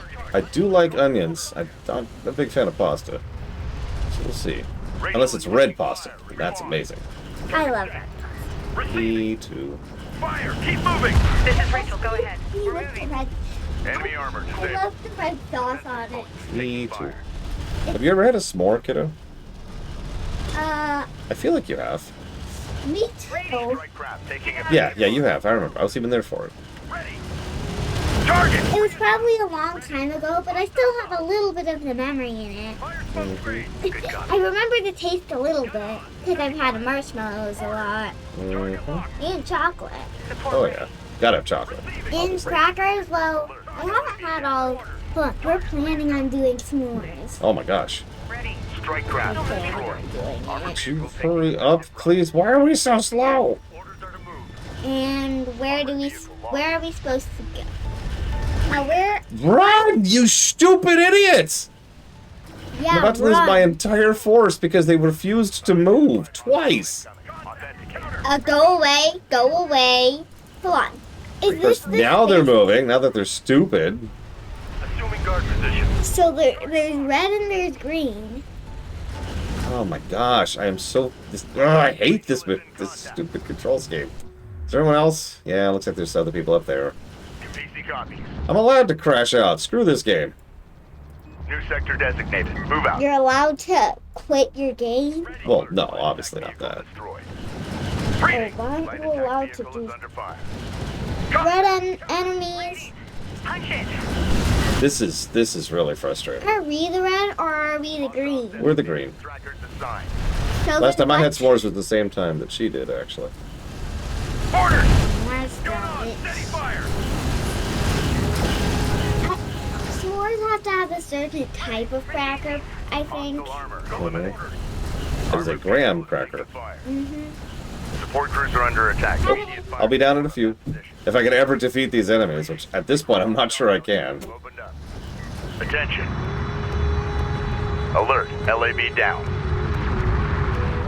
Strike fighter approach vector dialed in. Attack course set. Online. Bring us Would you around. stop being there and being stupid? God, I hate everything. Get this cruiser moving. Receiving. Alert. Rachel is under fire. Just do something. Hostile strike craft How down. are they healing while I'm shooting them? How are they healing while I'm shooting them? Ready! Reading for orders. Strike craft taking effective fire. God. Enemy armor disabled. Runner. Alert. Carrier hull at New 75% integrity. Captain, move through this hot zone. Cruiser ready. Set new heading. This scan is unusual.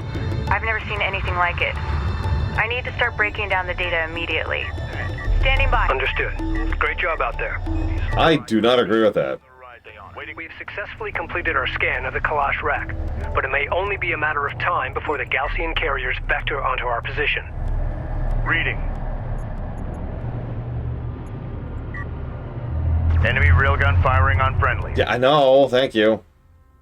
Intel, I fed the scan data into the computers and added my spectrum and IR readings. I'm heading back to the Kapisi now. Copy that. We're all eager to hear the results of your analysis. I bet. You're gonna like this. Turns out the Galcians were right. Oh my god. Personal log, Captain Roman Sajet, Expedition Carrier Kapisi. These sandstorms are taking a toll on the old girl, but she's a hell of a ship. We're managing well, considering the haste with which we launched. Our lead science officer, Rachel, is analyzing the artifact we found. She's eager to take risks, which I wouldn't have wagered on after our first meeting. She's also driven as hell. She's giving the intelligence officer fits. My respect for her grows daily. She's so awesome. Her dick is so big. Hover technology makes them faster and more maneuverable than our units. They're better equipped for desert conditions too, which is no surprise. But their hit-and-run tactics, which I've seen before, always leads to something much larger and more dangerous. It's only a matter of time before we are truly tested. Uh-huh. Look, it's I didn't do it. I don't know what you want from me. Okay, so let's start the next mission so I get a save in. Because yeah, this is mission 5. Now we're only on mission 5. At least by now I had a fleet of like several things actually. I haven't got my first frigate yet. Unless you count the support frigate, which I don't. It's okay. Cataclysm will be much worse about that. There are 13 missions, and this game is going to be the longest of the Homeworld games. Many of us can remember. We are finally able to shed some light on the history of our planet, and conceivably, our origins as a people. What we have found here is nothing short of miraculous. An ancient starship lost to the desert for 1,000 years. The structural damage it sustained, the compression patterns, the debris footprint, all of it is consistent with atmospheric penetration followed by ground impact.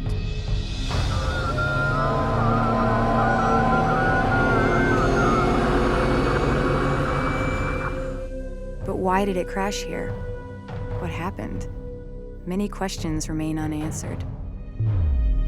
We know that the satellite data we collected identified hundreds of similar sites scattered throughout the Great Banded Desert. Hundreds of ships. Be a wreck just like the Kalash. It is safe to assume the Galcian have been exploiting these resources for years. Now it's our turn.